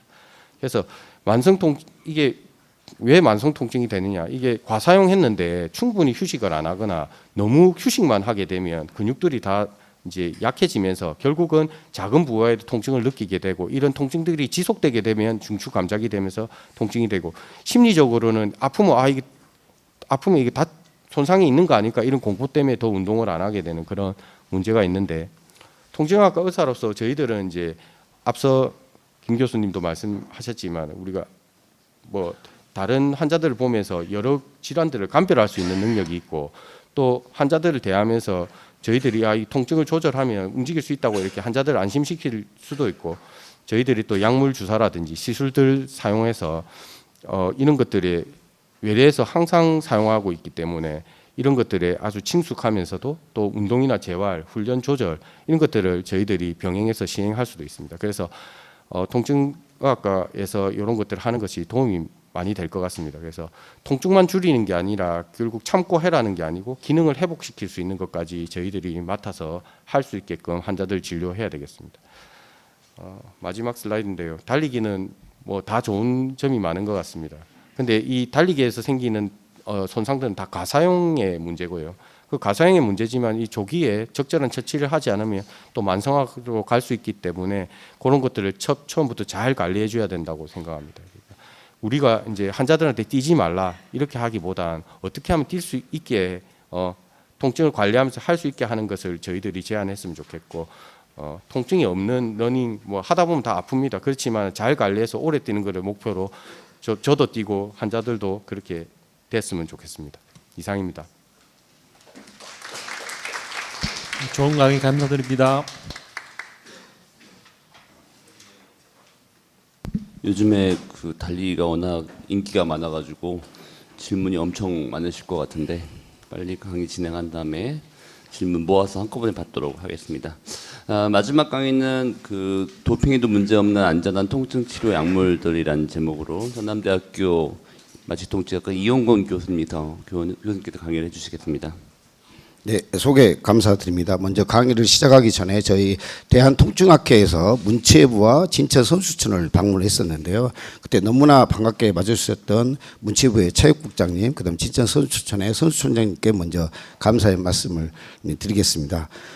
제가 말씀드릴 내용은 도핑에도 문제없는 안전한 통증치료 약물들, 방법들, 그리고 과연 이렇게 스포츠 손상이 있었을 때 어떤 의사한테 진료를 받아야 할 것인가에 대해서 간략하게 말씀드리고 두 분 교수님과 다르게 저는 아주 현실적인 이야기이기 때문에 아주 가볍게 즐거운 마음으로 들으셔도 된다. 저는 대한통증학회에서 문화윤리 이사를 맡고 있습니다. 그래서 문화적으로 생기지도 않고 윤리적으로 생기지도 않았지만 이 부분에 대해서 열심히 해보도록 하고 이 기회가 아주 처음 작은 발걸음이지만 대한통증학회와 그다음에 스포츠, 엘리트 스포츠, 그다음에 생활체육인한테 많은 도움이 될 수 있도록 열심히 노력을 하고 준비를 해보도록 하겠습니다. 세계 반도핑 기구에서는 경기력 향상 효과가 있거나 선수의 건강, 그다음에 스포츠 정신을 해칠 수 있다고 판단되는 약물이나 또는 방법들을 금지 목록으로 선정해서 매년 9월 말이나 10월 초에 발표를 합니다. 그래서 이 해당 항목은 다음해 1월 1일부터 이렇게 발효가 되는데요. 아래와 보이는 같이 2024년 2025년, 2026년 금지 목록의 국제표준 주요 변경사항을 일목요연하게 이렇게 정리를 해서 이제 발표를 하고 있는데요. 세계 반도핑 기구가 있다면 우리나라에는 한국도핑방지위원회 카다가 있습니다. 그래서 카다의 홈페이지에 들어가시면 이렇게 다양한 항목들을 서치하고 주요 정보들을 얻을 수가 있겠습니다. 보시면 금지 약물 검색, 도핑 방지 온라인 교육, 치료 목적 사용 명체, 그다음에 소재지 정보, 도핑 제보까지 너무나 많은 다양한 그 정보들을 아주 자세하게 안내할 수 있기 때문에 관심이 있거나 필요하시면 이 사이트를 적극적으로 활용하는 것이 너무너무 중요하겠다 그렇게 생각이 되고, 이번 강의를 준비하면서 여기 보시면 2025년 카다에서는 도핑 예방 보건 의료 전문가 과정을 온라인으로 이렇게 해서 저도 여기에서 이수증을 받았는데요. 너무나 많이 도움이 되고 선수뿐만 아니라 의료인, 그다음에 어떤 학부모님들 같이 이런 기회가 있으면 아마 내년에 또 있을 것 같은데요. 꼭 이 그 기회가 되면 온라인 교육을 너무 받으시면 너무너무 많은 도움이 됐고 너무너무 많은 정보를 얻을 수가 있기 때문에 내년에도 기회가 있다면 여러분들도 꼭 한번 그 교육을 받아볼 걸 이제 추천을 드립니다. 스포츠 손상의 유형에는 여러 가지 유형이 있지만 가장 많은 것들이 근육, 우리 인대나 연골, 또 심하면은 뼈 등에 발생해서 이런 조직 손상이나 염증에서 이제 통증이 발생하는데, 뭐 골절이나 탕구, 인대 손상, 근육 파열 같은 급성 손상부터 시작해서 과사용으로 인한 미세 손상으로 인한 만성 손상까지 이렇게 이제 분류할 수가 있는데요. 중요한 건 스포츠를 함에 있어서 일단 불편하거나 다쳤다. 그러면 목적이 과사용을 하거나 아니면 준비가 되지 않는 것에 손상이 있기 때문에 어떻게 해야 되냐? 대가를 치러야 됩니다. 아프면 대가를 치러야 된다. 그래서 엘리트 스포츠 선수들, 그다음에 생활체육도 마찬가지지만 아프면은 대가를 치러야 된다. 프라이스 이게 너무 중요한 겁니다. 그래서 프로텍션, 레스트, 아이스, 컴프레션, 엘리베이션. 그래서 24시간 이내에 되도록이면 빨리 조직 손상과 부종을 줄이기 위해서 프라이스 요법을 시작을 해야 된다. 보시면은 프로텍션입니다. 보조기나 깁스를 착용할 수도 있고, 레스트는 부상 부위를 움직이지 않고 충분히 휴식하기, 아이스는 통증 부위에 하루 3번에서 4번에서 냉찜질하기, 압박 분대로 감싸기, 그다음에 다친 부위를 심장보다 높이 해서 염증과 부종을 최소화해야 된다. 이것이 아주 중요한 겁니다. 그래서 엘리트 스포츠 선수든 생활체육이든 불편하면 프라이스 요법을 바로 시행을 한다. 그리고 나서 통증이 지속되면 우리가 약물을 진통 소염제, 근육이완제, 뭐 마약성 진통제도 약물 치료를 할 수 있고, 물리치료, 더불어서 운동 치료를 할 수도 있고, 조절되지 않는 통증이나 염증이 너무 심한 경우에는 우리가 치유사 치료들을 해볼 수도 있고, 무슨 골절이나 무슨 손상이 있었을 때는 또 수술적 처리가 이제 필요할 수가 있는데요. 실제로 2022년 베이징 올림픽, 2020년에 도쿄 올림픽에서 처방된 약물이 어떤 약물이 처방됐느냐, 어떤 약물이 가장 많이 처방됐느냐를 봤더니 가장 흔하게 처방되는 의약품은 근골격계, 스포츠 부상으로 인한 통증과 염증 치료용이었습니다. 그래서 보시면 그 전체 처방률은 36.7%로 보시면 여성에서 조금 더 많은 걸로 되어 있거든요. 비스테로이드 등 항염증제가 가장 많이 이제 처방이 됐습니다. 그래서 올림픽 경기 기간 중에도 통증 때문에 이렇게 많이 처방을 받고 있다는 거죠. 여기서 보시면은 맨 마지막 것은 이제 그 마취에 관한 것이기 때문에 여기 12개 항목들이 있습니다. 근데 실제로 우리가 그 일상에서도 통증 클리닉에서 가장 많이 사용할 수 있는 약물들, 치료 방법들이 이렇게 이제 돼 있는데요. 그래서 제가 서칭을 일부러 다 해봤습니다. 우리나라의 금지 약물을 서치할 수 있는 방법은 카다. 두 번째는 약학 정보원을 이용해서 할 수가 있는데요. 일일이 제가 말하면 또 못 믿을 수가 있기 때문에 일일이 한번 다 서칭을 해봤습니다. 서칭 결과입니다. 그래서 11가지 방법에 대해서 우리가 말하는 엔세이드, 소염 진통제부터 시작해가지고 캡사이신 같은 도프 크림까지 쭉 해봤을 때 여기서 보시면 이게 결과입니다. 현재 통증에 사용되는 약물들이 경기 기관 내에 있는 약물들은 없습니다.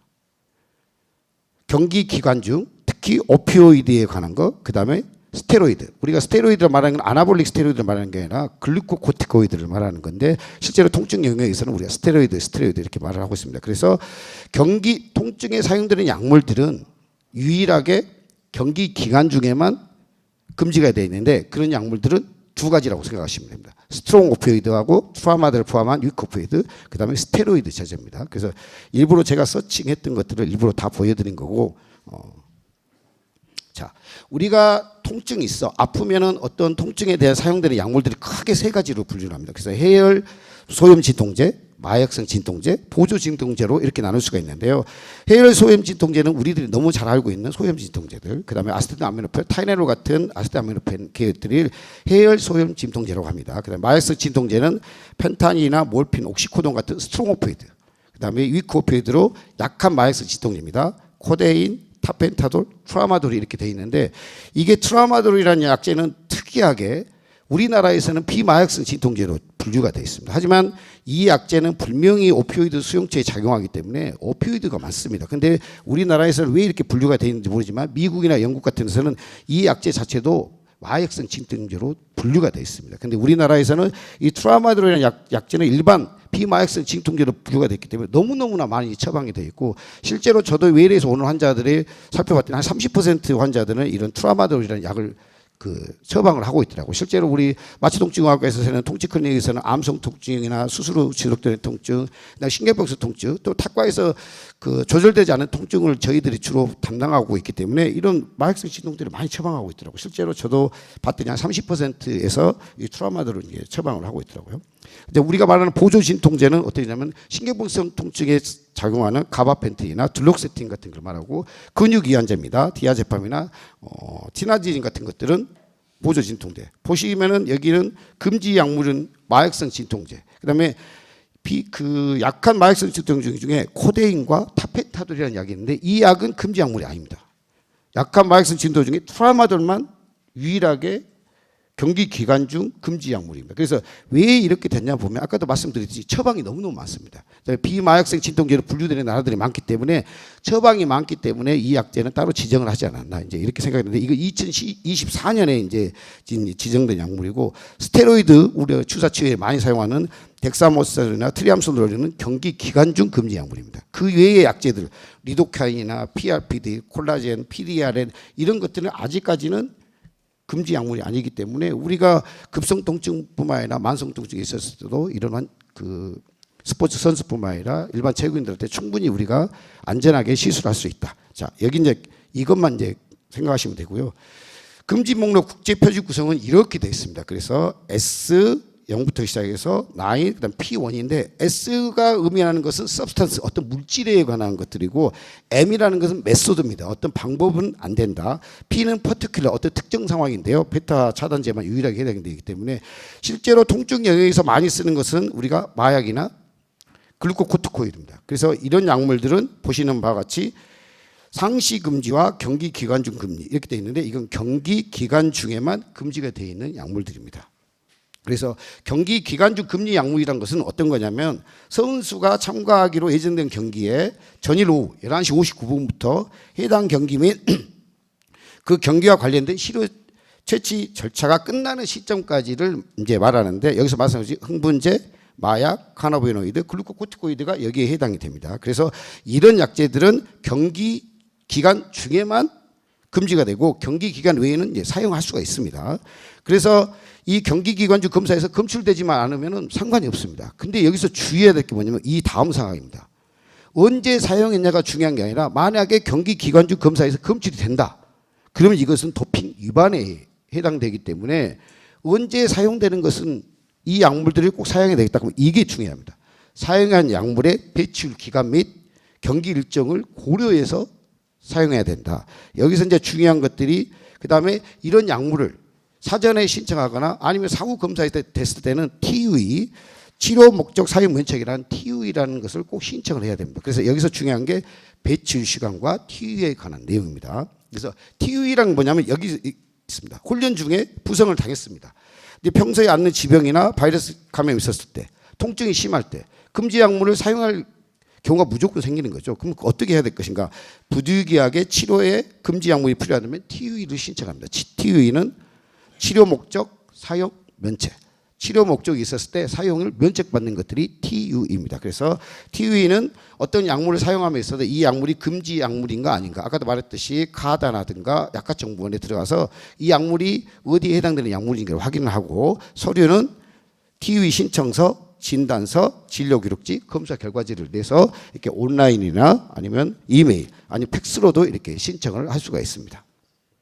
자, TUE는 모든 항목들이 다 해당되는 것이 아니고 다음과 같은 4가지의 모든 충족을 해야 됩니다. 중요 내용은 뭐냐면, 치료 목적으로 필요한 경우, 그리고 추가적인 경기력 향상을 일으키지 않는 경우, 그 다음에 대체 치료가 없을 때, 그 다음에 TUE 신청 사유가 기존의 TUE 승인 없이 사용한 금지 약물 방법에 의한 것이 아닌 경우, 이제 우리가 말하는 다이유레틱스 같은 것들이 배출을 하기 위해서 그런 약물들은 이제 그런 만드는 거고요. TUE는 사전이 있고 사후가 있습니다. 그래서 경기 외에 사용 금지, 경기 중에 사용해야 될 경우는 30일 전에, 그다음에 상시는 바로 그 신청을 하게 되면 사후에도 우리가 신청을 할 수가 있다. 자, 그래서 아까도 말씀드린 대로 이제 배출 시간이 중요하게 됩니다. 배출 시간은 뭐냐?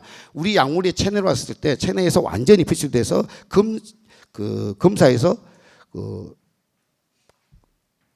완전히 빠져나가서 디텍션 안 됐을 때 그런 의미거든요. 이것이. 그래서 카다는 모든 약물들을 직접적으로 안내를 하지 않습니다. 왜냐하면 약물의 어떤 환자의 건강 상태나 약물의 종류, 사용 용량, 방법에 대해서 너무 다양하기 때문에 공지를 하지 않고 보통 우리가 약물을 사용했을 때는 방광기에 4배에서 6배를 체내 배출 시간으로 했는데 어쨌든 간에 이런 다양한 요인에 의해서 복잡하게 했기 때문에 공지를 하지 않는데 이게 세계 반도핑 기구에서 유일하게 2가지 약물만 딱 배출 기간을 명시를 하고 있습니다. 즉 그 이유는 뭐냐면 이 약물들이 너무너무나 필요하고 많이 처방이 된다는 거죠. 그래서 이것들을 생각합니다. 트라마돌은 우리가 치료 용량입니다. 그래서 우리가 치료 용량을 했었을 때 약 24시간이면 체내에서 완전히 배출이 되고 그 검사에서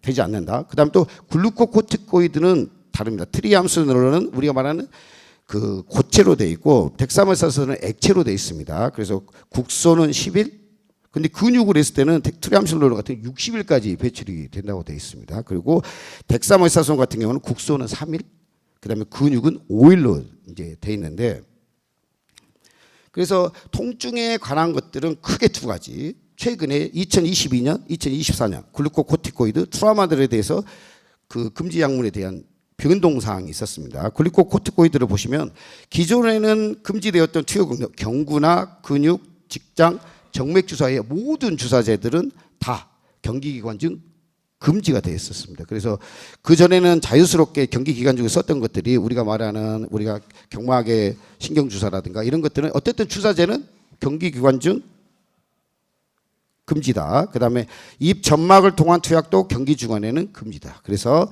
선수의 관절 치료 등에 자주 사용되던 주사 치료가 경기 기간 동안에는 금지됨에 따라서 선수들은 해당 약물 사용 시 TUE 신청해야 할 필요성이 높아졌습니다. 트라마돌에 관한 2024년의 변동 사항입니다. 진통제 성분은 트라마돌은 2024년 경기 기간 중 금지 약물로 지정되어 있습니다. 말씀드렸듯이 마약성 진통제는 강한 마약성 진통제, 약한 마약 진통제 있는데 약한 마약성 진통제는 말씀드린 대로 코데인, 타페타돌, 트라마돌이 있는데 트라마돌만 유일하게 금지 약물, 경기 기간 중 금지 약물로 지정이 됐기 때문에 꼭 알아야 되고 경기력 향상 효과 및 특성으로 인한 건강 위험성 가능성 때문에 금지 약물은 이제 추가가 됐고 선수가 의학적 이유로 트라마돌을 사용하는 경우에는 TUE 치료 목적 사용 명칭을 신청을 해야 됩니다. 이제 이걸 뭐냐면 올림픽 2016년, 2020년, 2018년, 2020 올림픽 때 TUE 그 치료 목적 사용 명칭이 어떤 약물이 가장 많았나 보면 여기서 보신 것처럼 글루코코이드가 우리가 말하는 흥분제 다음으로 이렇게 많습니다.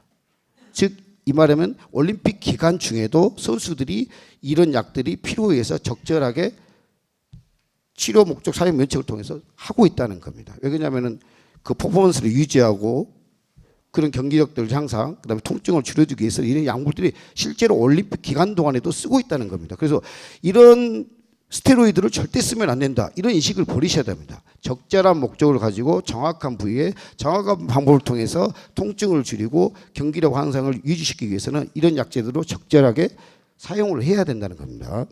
자, 그래서 글루코코티코입니다. 말씀드렸듯이 올림픽 대회에서 가장 많이 치료 목적 사용 면책이 신청되는 항목입니다. 실제로 올림픽에 쓰고 있다는 거예요. 선수들이. 부시피질에서 생성되면 이건 정상적으로 우리 몸에 생성이 되는 겁니다. 그다음에 생명 유지에 필수적인 다양한 생리적인 효과가 있는데 근골격계 손상, 스포츠 손상에서는 왜 작용을 하냐? 항염증 작용이 있습니다. 그래서 여기에 대해서 통증 및 부종을 줄이기 위해서 스포츠 선수든 아니면 생활치료인데 너무너무나 많이 사용되는 약제이고요. 경구나 근육, 국소뇌를 통해서 이제 투여를 하게 되고 우리가 보통 급성으로 활액낭염이 있거나 관절염, 활막염, 디스크 토출이나 척추 후환제 치료에 현재 사용을 하고 있습니다. 말씀드렸듯이 2022년 금지 목록에 따라서 경구, 직장, 주사 투여는 경기 중에만 경기 기간 중에는 금지되고 경기 기간에 사용할 때 또는 경기 기간 중 검출이 될 때는 아까도 말씀드린 듯이 TUE를 신청을 하면 됩니다. 자, 글루코코티코이드에 대해서 TUE는 이렇게 해라. 근골격계 질환에는 스테로이드, 아까 말씀드린 통증 관리에는 오피오이드가 이렇게 따로 아예 분류를 해서 카다에서 이렇게 하고 있기 때문에 이 항목을 찾아보면은 체크리스트 파일과 가이드라인 파일까지 아예 나와 있습니다. 그래서 이런 부분들을 상세 내용을 좀 찾아볼 수 있으시고요.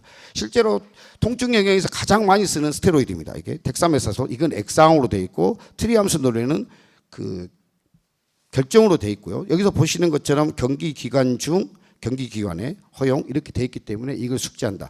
이게 중요한 게 바로 이 내용입니다. 그래서 배출 기간을 꼭 따져서 환자분이나 스포츠 선수들한테 추천을 하고 치료를 해야 된다. 이런 것들이 너무너무 중요합니다. 경구나 근육, 국소주사, 직장에 따라서 약물에 따라서 배출 기간이 이렇게 다 다릅니다. 근데 아까도 말씀드렸듯이 근육에 쓰이는 게 50일, 60일입니다. 60일. 자, 제가 말씀드린 고 싶은 게 이런 거거든요. 이게 우리가 말하는 척추 후관절 질환이나 아니면은 우리가 관절 질환이 있었을 때 관절내나 신경으로 가는 주사 치료를 하는데 바늘이 어떤 식으로 들어가냐면 피부, 피하 지방, 근육을 지나서 관절이나 신경까지 도달해야 되는데 우리가 크게 영상장치나 초음파를 보고합니다. 근데 아까도 말씀드렸듯이 덱사모사스들은 근육 5일인데 트리암신은 60일입니다. 분명히 내가 관절 신경에다 줬다 하지만 미숙한 의사들한테 치료받으면 60일까지 디텍션이 될 수 있다는 거예요. 그래서 이런 치료가 필요할 때는 어떤 의사들? 경험이 많고 준비가 된 의사들한테 치료를 받아야 됩니다. 나는 분명히 관절내에 맞았고 신경에 맞았어. 하지만 디텍션이 됩니다. 왜? 근육에 주사될 가능성이 있기 때문에. 이걸 배제할 수 있는 방법은 없습니다. 유일하게 배제할 수 있는 방법은 좋은 의사를 만나서 좋은 의사한테 치료를 받아야 된다. 마취 통증의학과 부가 전문이 이미 준비되어 있습니다. 그래서 정말로 자신 있게 말씀드릴 수 있는데 분명히 나는 이런 치료를 받았는데 이럴 수 있습니다. 어떤 의사들? 좋은 의사들을 만나야 됩니다. 자, 이게 또 다음에 보여드릴 내용인데 이게 이제 MRI 소견이고 밑에 이제 척추 내시경 소견입니다. 지금은 발달합니다. 그래서 위 내시경, 대장 내시경 하듯이 척추 안에 있는 구조물들을 이렇게 바라볼 수 있는 내시경들이 발달을 하는 거예요. 그래서 정상적인 것을 보면 이렇게 피하 지방이 보이고 공간들이 충분히 있습니다. 아니면 디스크 탈출 환자들은 이렇게 들러져 붙어 있고 염증이 있어요. 척추관 협착증 환자의 소견입니다. 염증, 그다음에 어디든 유착이 돼 있는 거예요. 그래서 디스크 있는 환자가 튀어나와서 척추관 협착이 좁아서 아프다.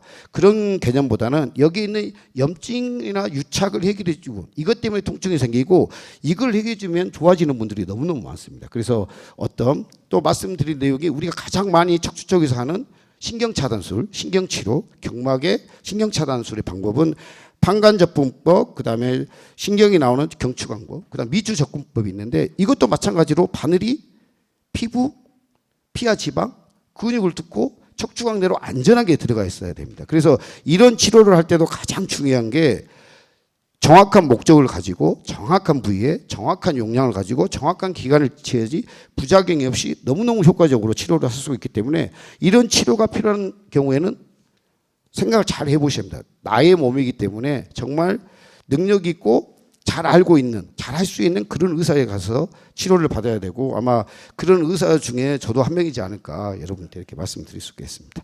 자, 다음 말씀드릴 내용은 마약입니다. 마약. 마약성 진통제의 분류는 아까 말씀드렸지 강한 마약성 진통제와 약한 마약성 진통제가 있는데 강한 마약성 진통제는 우리가 알고 있는 좀비 마약으로 있는 펜타닐, 몰핀, 옥시코돈, 하이드로몰폰, 부프리노핀 등이 여기에 해당되고 약한 마약성 진통제는 코데인, 타펜타돌, 트라마돌들이 있습니다. 그래서 이런 약한 마약성 진통제를 분류해서 말씀드린 이유는 트라마돌은 경기 중에 금지 약물이지만 코데인이나 타펜타돌은 허용이 되는 약물들입니다. 그래서 이런 트라마돌이 약한 마약성 진통제가 필요한 경우에는 코데인이나 타펜타돌로 대체 처방을 할 수가 있기 때문에 우리들이 잘 알아야 되고 선수들도 알아야 된다. 참고 하는 것보다는 덜 아프고 경기력 완상을 위해서 이런 약물들을 적극적으로 사용할 수 있다. 그다음에 마약성 진통제 사용 규정 보면 말씀드린 대로 경기 기간 중 금지 약물입니다. 어떠한 경로로든 마약을 투여하는 것은 경기 중에만 금지된다. 하지만 우리나라에서는 더 큰 것이 있죠. 마약류 관리에 대한 법률. 여기서 더 강력하게 규제가 되기 때문에 이런 마약성 진통제는 정말 조심해야 된다. 그러면 선수들은 마약성 진통제를 절대 사용할 수 없는가? 너무 아픈데? 필요한데? 아닙니다. 그래서 스포츠 손상에 마약성 진통제가 사용되는 경우에는 너무 급성으로 심한 통증들, 우리가 수술을 받거나 무슨 골절이 되거나 발치가 됐을 때, 또 다른 진통제나 물리치료나 다른 치료에 효과가 없어요. 또 부작용 때문에 약을 쓸 수 없어요. 그럼 이런 약들을 써야 되겠죠. 근데 어떻게 써야 된다? 이게 너무너무 중요합니다. 적법한 진단과 의료적 용도로 처방전이 발행되고 처방전을 기준으로 투약된 경우에만 허용되지 그 외의 것들은 다 불법입니다. 그래서 꼭 처방전이 발효되고 처방전을 기준으로 투약된 경우에만 허용이 된다는 것을 꼭 아셔야 되기 때문에 필요한 경우에는 이런 분들한테 꼭 가서 하셔야 됩니다. 마약류는 다음과 같이 통증에 관련해서 아예 오피오이드가 따로 빠져 있습니다. 그래서 이 부분에 찾아 들어가면 이제 볼 수가 있습니다. 이게 실제로 있었던 이야기인데요. 우리가 펜타닐 같은 제제는 우리가 먹는 약 주사맞아 있는 게 아닙니다. 혀 밑에 넣는, 그다음 내살 스프레이 너무너무 많은데 실제로 이거 있었던 사례인데요. 어떤 아프니까 어떤 분이 파스를 줬어요. 붙여봐라. 그런데 실제로 있었던 이야기인데 우리가 보면은 파스 제제가 여러 가지가 있어요. 소염 진통제, 뭐 국소마취제 여러 가지가 있지만 이 오피오이드도 패치 제제가 있다는 거예요. 근데 잘 들으셔야 됩니다. 패치 제제를 붙이는데 아픈 부위가 아니라 가슴이나 어깨에 붙이라 한다. 1번. 두 번째, 아픈 비하면 너무 사이즈가 작은 거예요. 세 번째, 보면 여기 보면 무슨 숫자가 적어져 있어요. 세 번째, 이 파스를 붙이면 3일 동안, 일주일 동안 붙여도 된다. 이렇게 말하는 건 다 마약성 진통제입니다. 대부분의 패치제는 12시간에 24시간. 펜타닐 패치제 같은 경우에는 3일 동안 붙여갈 수 있고 부프레놀피린 같은 경우는 일주일간 붙여갈 수가 있는데 아까도 제가 말씀드린 대로 3일간, 일주일간 붙여도 된다. 이런 진통제는 없습니다. 다 마약성 진통제라고 생각하시고 이런 마약성 진통제가 먹는 것뿐만 아니라 이런 패치제제도 있기 때문에 우리 선수들, 그다음 또 일반인들도 마찬가지지만 이런 것들은 꼭 조심을 해야 된다. 아까 제가 말씀드린 4가지. 1번, 아프지 않는 부위, 가슴이나 어깨에 붙이라고 그러고, 두 번째, 사이즈가 너무 작은데, 세 번째, 숫자가 적어져 있어요. 네 번째, 3일 동안, 일주일 동안 붙여도 된다. 이런 진통제는 다 마약성 진통제라고 이제 생각하시면 됩니다. 이제 트라마돌은 말씀드린 대로 중등도 또는 통증을 조절하기 위해 사용되는 진통제입니다. 그래서 이런 진통제는 우리가 일반적으로 사용하는 소염 진통제나 아세트아미노펜, 뭐 근육이완제 같은 이런 진통제들이 듣지 않았을 때 이제 사용을 하게 되고 뭐 중추신경계에 작용해서 진통 효과를 나타내는데 비교적 낮은 의존성과 부작용으로 국내에서는 마약류로 분류가 되지 않고 있습니다. 하지만은 이 약제는 다른 나라로 가면 마약류로 분류가 됐습니다. 특히 미국이나 유럽, 영국 등에서는 마약류에 해당이 됩니다. 그래서 경기력 향상 및 아편 유산의 특성으로 선수의 건강에 악영향을 미칠 가능성이 확인돼서 2024년에 경기기관이 금류 약물로 지정됐습니다. 아까도 말씀드렸듯이 이 약물을 사용할 때는 배출 기간 24시간 이것도 기억을 해주시고요. 치료 목적으로 경기기간 중에도 지속적으로 약물이 사용인 경우는 아까 말씀드린 TE를 신청을 해야 되고 경기기간 중 트라우마들이 처방되는 경우 아까도 말했듯이 약간 마약성 진통제 또 있습니다. 코데인, 타펜타드로 있기 때문에 이런 약제들을 그 대체해서 이제 처방을 하게 되기 때문에 거기에 이런 지식을 잘 알고 있고 그런 의사들을 만나면 이제 통증도 줄이고 경기력을 유지시킬 수 이제 그렇게 있습니다. 이제 마약성 진통제에 보면 여기서 보면 트라우마돌인데 여기 서치를 이렇게 해보시면 382건이나 있습니다. 이게 단독 약제도 있고 병합되어 있는 약제가 있기 때문에 이런 약제들이 단 하나의 약제가 아니라 이게 보시면 382건이나 이게 디텍션이 됩니다. 그래서 어떤 약물이 있었을 때는 병합제가 있을 수 있기 때문에 꼭 이렇게 확인을 해가지고 이제 하는 것이 이제 중요하겠습니다. 이제 정리를 해보겠습니다. 통증에 치료되는 약물 중에는 아까도 말씀드렸듯이 경기 기간 중 금지 약물이 딱 2가지.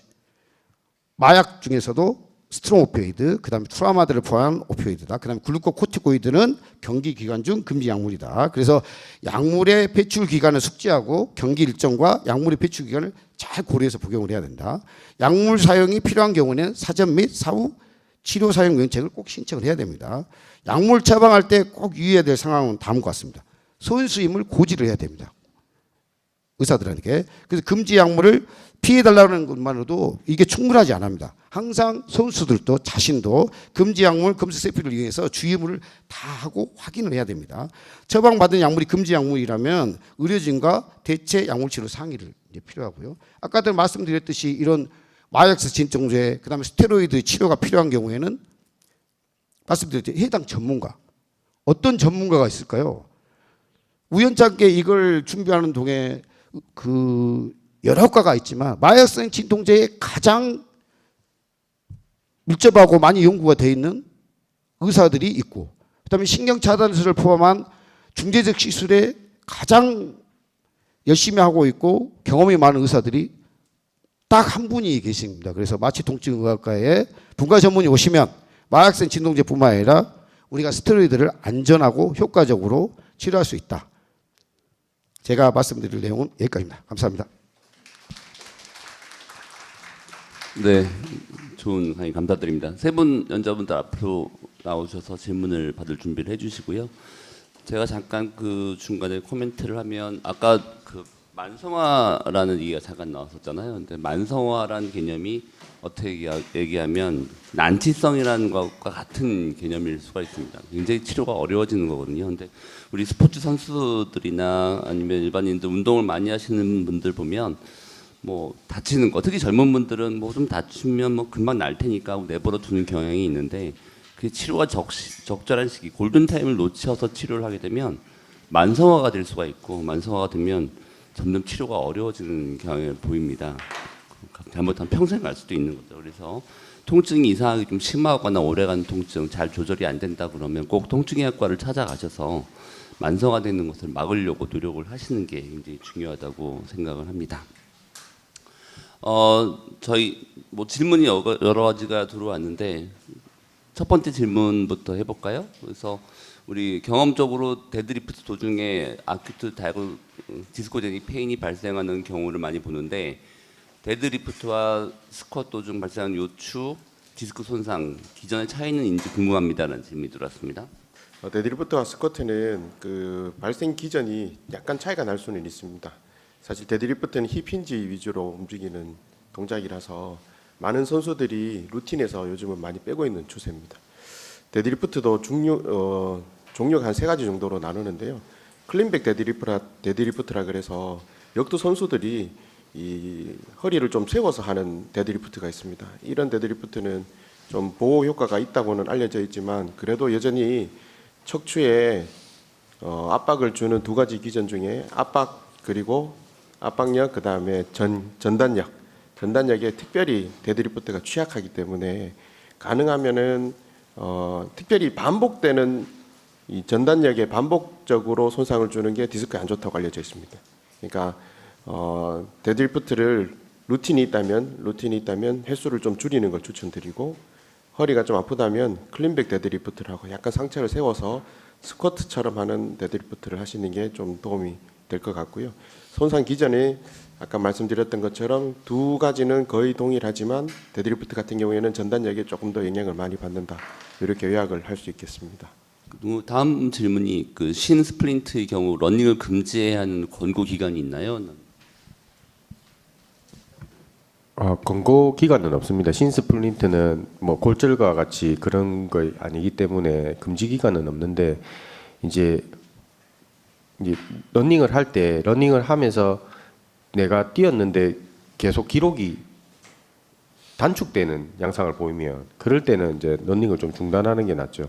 신스플린트는 그냥 여기서 신스플린트에서 무조건 스트레스 프랙처로 가는 게 아니기 때문에 뭐 이게 금지할 필요는 없습니다. 환자 그 러너들이 이제 자기 그 양상을 보면서 조금 조절하면 될 것 같습니다. 그리고 충분히 스트레칭하고 이렇게 전체적으로 만약에 뭐 10km 뛰던 거면 뭐 5km를 뛴다든지 이렇게 좀 전체적 양을 줄이면서 러닝을 좀 지속해도 됩니다. 이 스플린트 얘기가 잠깐 생각이 나서 말씀드리면, 이 스플린트나 캐스트를 좀 많이 하잖아요, 다치면. 근데 이때 조금 불편하거나 안 맞는다고 생각이 들으시면 바로 꼭 교정을 다시 받으셔야지 합니다. 저희가 보는 환자들 중에서 뭐 복합 부위 통증 증후군, 뭐 신경변성 통증 이렇게 오는 환자들 중에서 상당수가 이 스프린트 한 다음에 발생하는 경우들이 많아요. 그래서 스프린트를 다 한 다음에 벗고 났더니 뭐 발이 뭐 화끈거리고 아픈다든지 칼로 째는 것 같다든지 바늘로 찌르는 것 같든지 이런 통증을 호소하고 색이 변해서 오시는 분들이 있거든요. 그거는 이제 그 신경변 통증으로 변하고 있는 과정이고, 그게 스프린 때문에 오는 경우들이 있거든요. 그래서 그런 경우는 아까 얘기한 것처럼 조기에 빨리 치료하지 않으면 만성화가 되고 난치성 통증으로 변할 수가 있습니다. 그래서 잠깐 그런 부분도 좀 말씀드리고요. 뭐 제가 질문 한 가지만 해볼게요. 그 러닝 하시잖아요. 러닝 매일 하는 게 좋은가요? 매일 하면 다치냐 뭐 이런 질문인가요? 뭐 권고죠.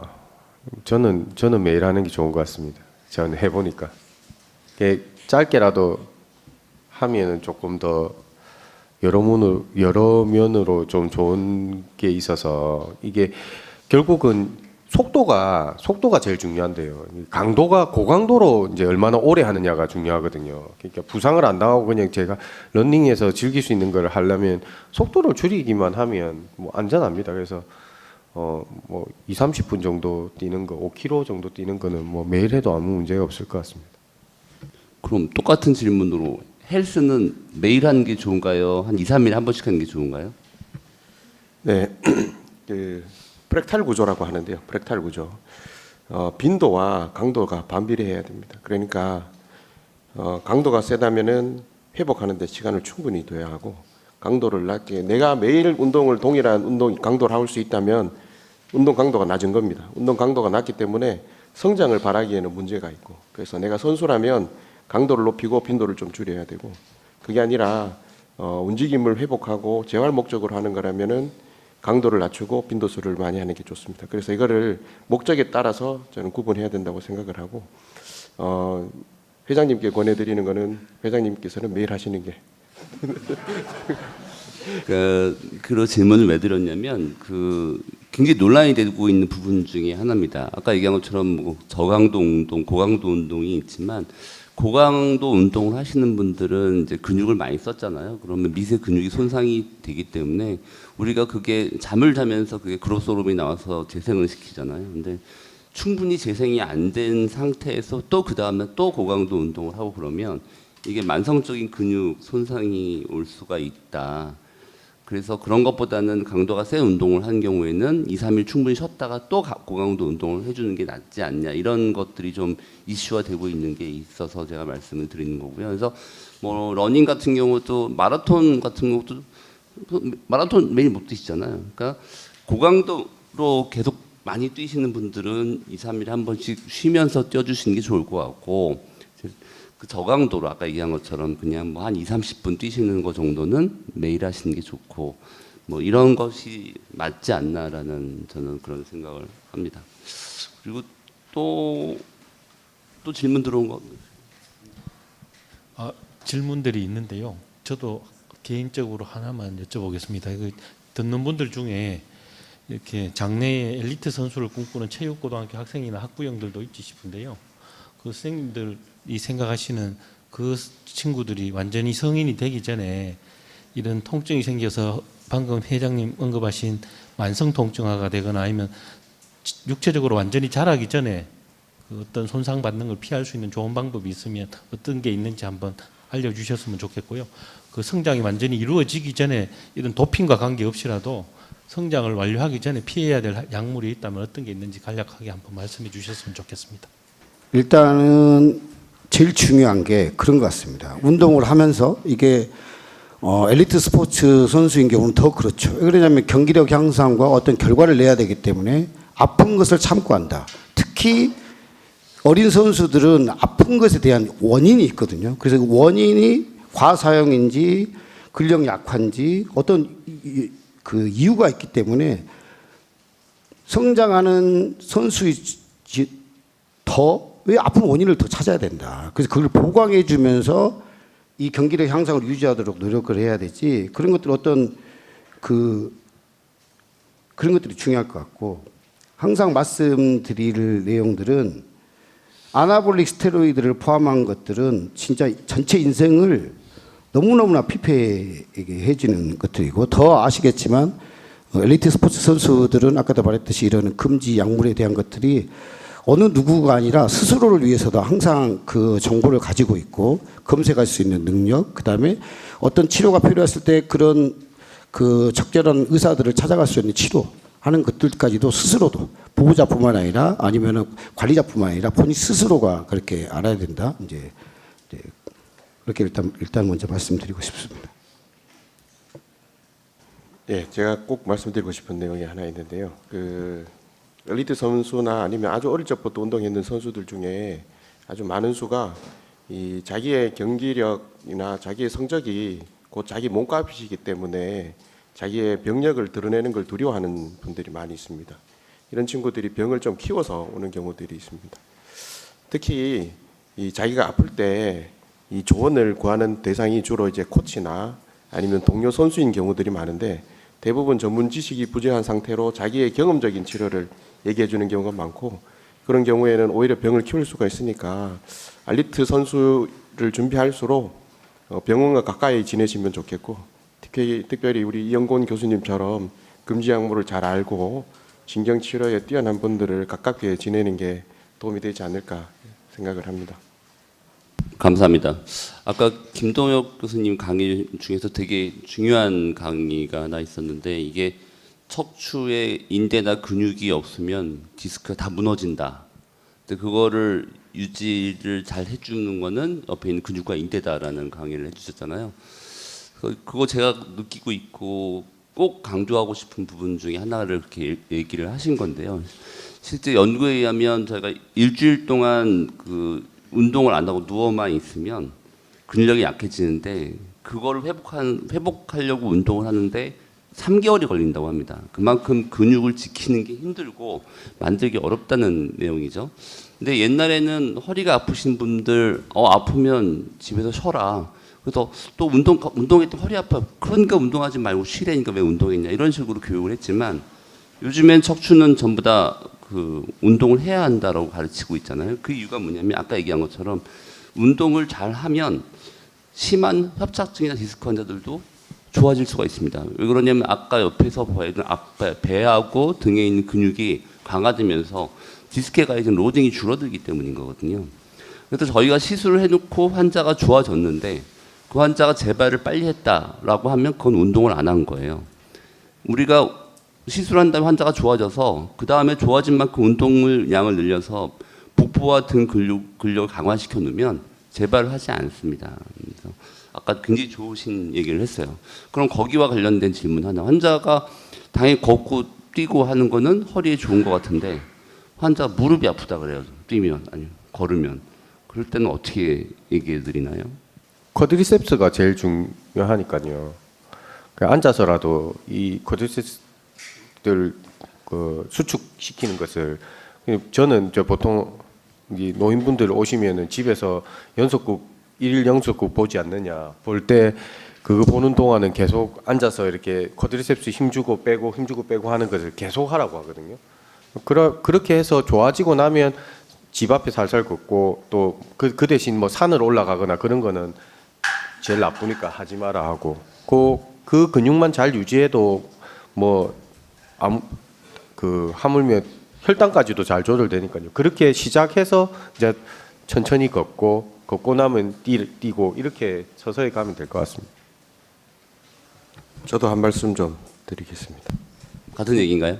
비슷한 얘기입니다만은 우리 통증의학과 유튜브 채널에 걷기 전에 해야 하는 운동을 각 질병마다 3단계로 나누어서 또 훌륭한 분이 찍어놓은 동영상이 있습니다. 이 동영상을 그러니까 걷는다는 거는 설 수 있다, 서서 이렇게 걸을 수 있다는 얘기고 그렇게 하지 못하는 분들 누워서 충분히 코어 근력을 강화시키고 하는 운동들이 있으니까 우리 유튜브 채널을 참고해서 운동을 좀 해주시면 도움이 되지 않을까 생각합니다. 그러니까 무릎 통증도 그 관절염 같은 경우도 무릎 주변의 근육이 약해지면 관절염이 좀 더 심해지고 무릎 주변 근육이 강해지면 관절염도 줄어들고 무릎이 보호된다는 거잖아요. 그래서 아까 말씀하신 그런 운동들을 해주거나 아니면 계단 오르기라든지 이런 근력을 빨리 키워줄 수 있는 운동을 먼저 한 다음에 걷기, 길게 걷기, 뛰기 이런 것들을 해주면 훨씬 더 낫지 않을까라고 저는 생각을 하고 그렇게 환자들한테 교육을 하고 있습니다. 뭐 틀린 얘기는 아니겠죠? 네. 이거 이 세션은 유튜브로 생중계를 하고 있거든요. 그래서 뭐 이걸 다른 질문들도 역시 이게 상당히 질문이 아직 많으신데 유튜브 질문을 하나는 받아야 될 것 같습니다. 감자줌마라는 걸 쓰시는 분인데요. 발바닥에 통증이나 구조적 이상이 약간 있어서 정형외과에서 깔창을 처방받았다는데 러닝 시 깔창 사용은 어떤지랑 균형을 위해서 정상인도 깔창을 사용하는 게 괜찮은지를 묻는 질문을 하셨습니다. 깔창을 처방했다는 거는 그 바이오메카닉하게 뭔가 문제가 있어서 그거를 보충하기 위해서 한 겁니다. 운동화도 마찬가지인데 뭐 회내가 많이 되는 사람은 안정화를 신고 뭐 이런 것들이 다 정해져 있거든요. 그래서 뭐 요즘 같으면 비싼 카보나 뭐 이런 거 보통 많이 사용하는데 그런 하보나는 힐컵 같은 것들이 다 이 흐물흐물하기 때문에 근육이 없는 사람들은 쓰면 더 통증을 유발합니다. 만약에 정형외과에서 깔창을 받았다는 것은 그런 걷거나 이런데 메커니즘이 별로 좋지 않다는 거기 때문에 운동할 때 그 깔창을 쓰고 좀 단단한 뒤에 힐컵을 받쳐줄 수 있는 그런 운동화를 신으면 더 도움이 될 것 같습니다. 네, 뭐 그러면 시간 관계상 다음 질문 넘어가도록 하겠습니다. 그 카다에 TUE를 신청할 경우 와다에서도 TUE를 신청해야 하는지 궁금합니다라는 질문입니다. 국제 경기는 카다에 신청을 하면 되고요. 국내 같은 경우는 카다, 국제는 해당 국제 경기 연맹이 있습니다. 그래서 그쪽에다가 신청을 하게 되고 리포타손 말씀드렸는데 약물들이 정해진 리포타손은 꼭 그 덱사메타손을 꼭 이 약물만 써야 되는 거 아니지 않습니까? 이미 공지된 그런 약물들을 이제 사용하는 것이 더 안전하고 그럴 것 같습니다. 질문들이 더 있지만 시간 관계상 마지막으로 뭐 햄스트링 파열이 아닌 스트레인인데 훈련을 쉴 수 없는 상황이라면 환자분의 통증 경감을 위해 할 수 있는 치료 중 가장 추천되는 방법은 어떤 게 있는지 질문이 오셨습니다. 똑같은데 뭐 아까 이영근 교수님이 프라이스라고 아주 강조했는데 어쨌든 라이스 좀 시야 되는데 라이스는 못하지만 저도 제가 이거 햄스트링이 터졌을 때도 제일 먼저 시켰던 게 운동이었습니다. 저를 치료했던 정형외과 의사가 터져서 멍들어서 갔는데도 제일 먼저 했던 게 운동이었습니다. 그래서 제일 많이 했던 게 제가 아까 그 볼 가지고 하는 그 브릿지를 제일 많이 했었거든요. 그걸 당기고 밀고 하면서 약간 불안정성이 있는 상황에서 하는 것. 처음에는 이제 아파서 못 했는데 이게 햄스트링이 뭐 스트레인이니까 이제 파열이 안 됐더라도 터진 것도 그게 회복될 때 좀 펴지면서 해야 된다고 스트레칭이나 그런 강화 운동을 동시에 하거든요. 그래서 그런 것들을 조금 하다 보면 좋아집니다. 그래서 아프다고 아무것도 안 하는 게 아니고 훈련을 그러니까 달리기를 만약에 한다면 달리기를 안 할 수는 없지만 달리기를 조금 줄이고 어째 보면 그 달리기에 필요한 근육들 그 강화하는 그런 운동들을 조금 세션을 더 늘려나가는 게 도움이 될 거라고 생각합니다. 네, 감사합니다. 저희가 질문이 더 많고 저도 질문이 있어서 더 하고 싶긴 하지만 저희가 지금 학회 중이어서 다음 세션을 또 준비해야 되기 때문에 이것으로 마쳐야 될 것 같습니다. 우리 좋은 강의해 준 세 분 연자님들께 감사의 인사를 드리면서 네, 박수 좀 부탁드릴게요. 다음에 또 좋은 강의로 찾아뵙겠다고 인사드립니다. 감사합니다.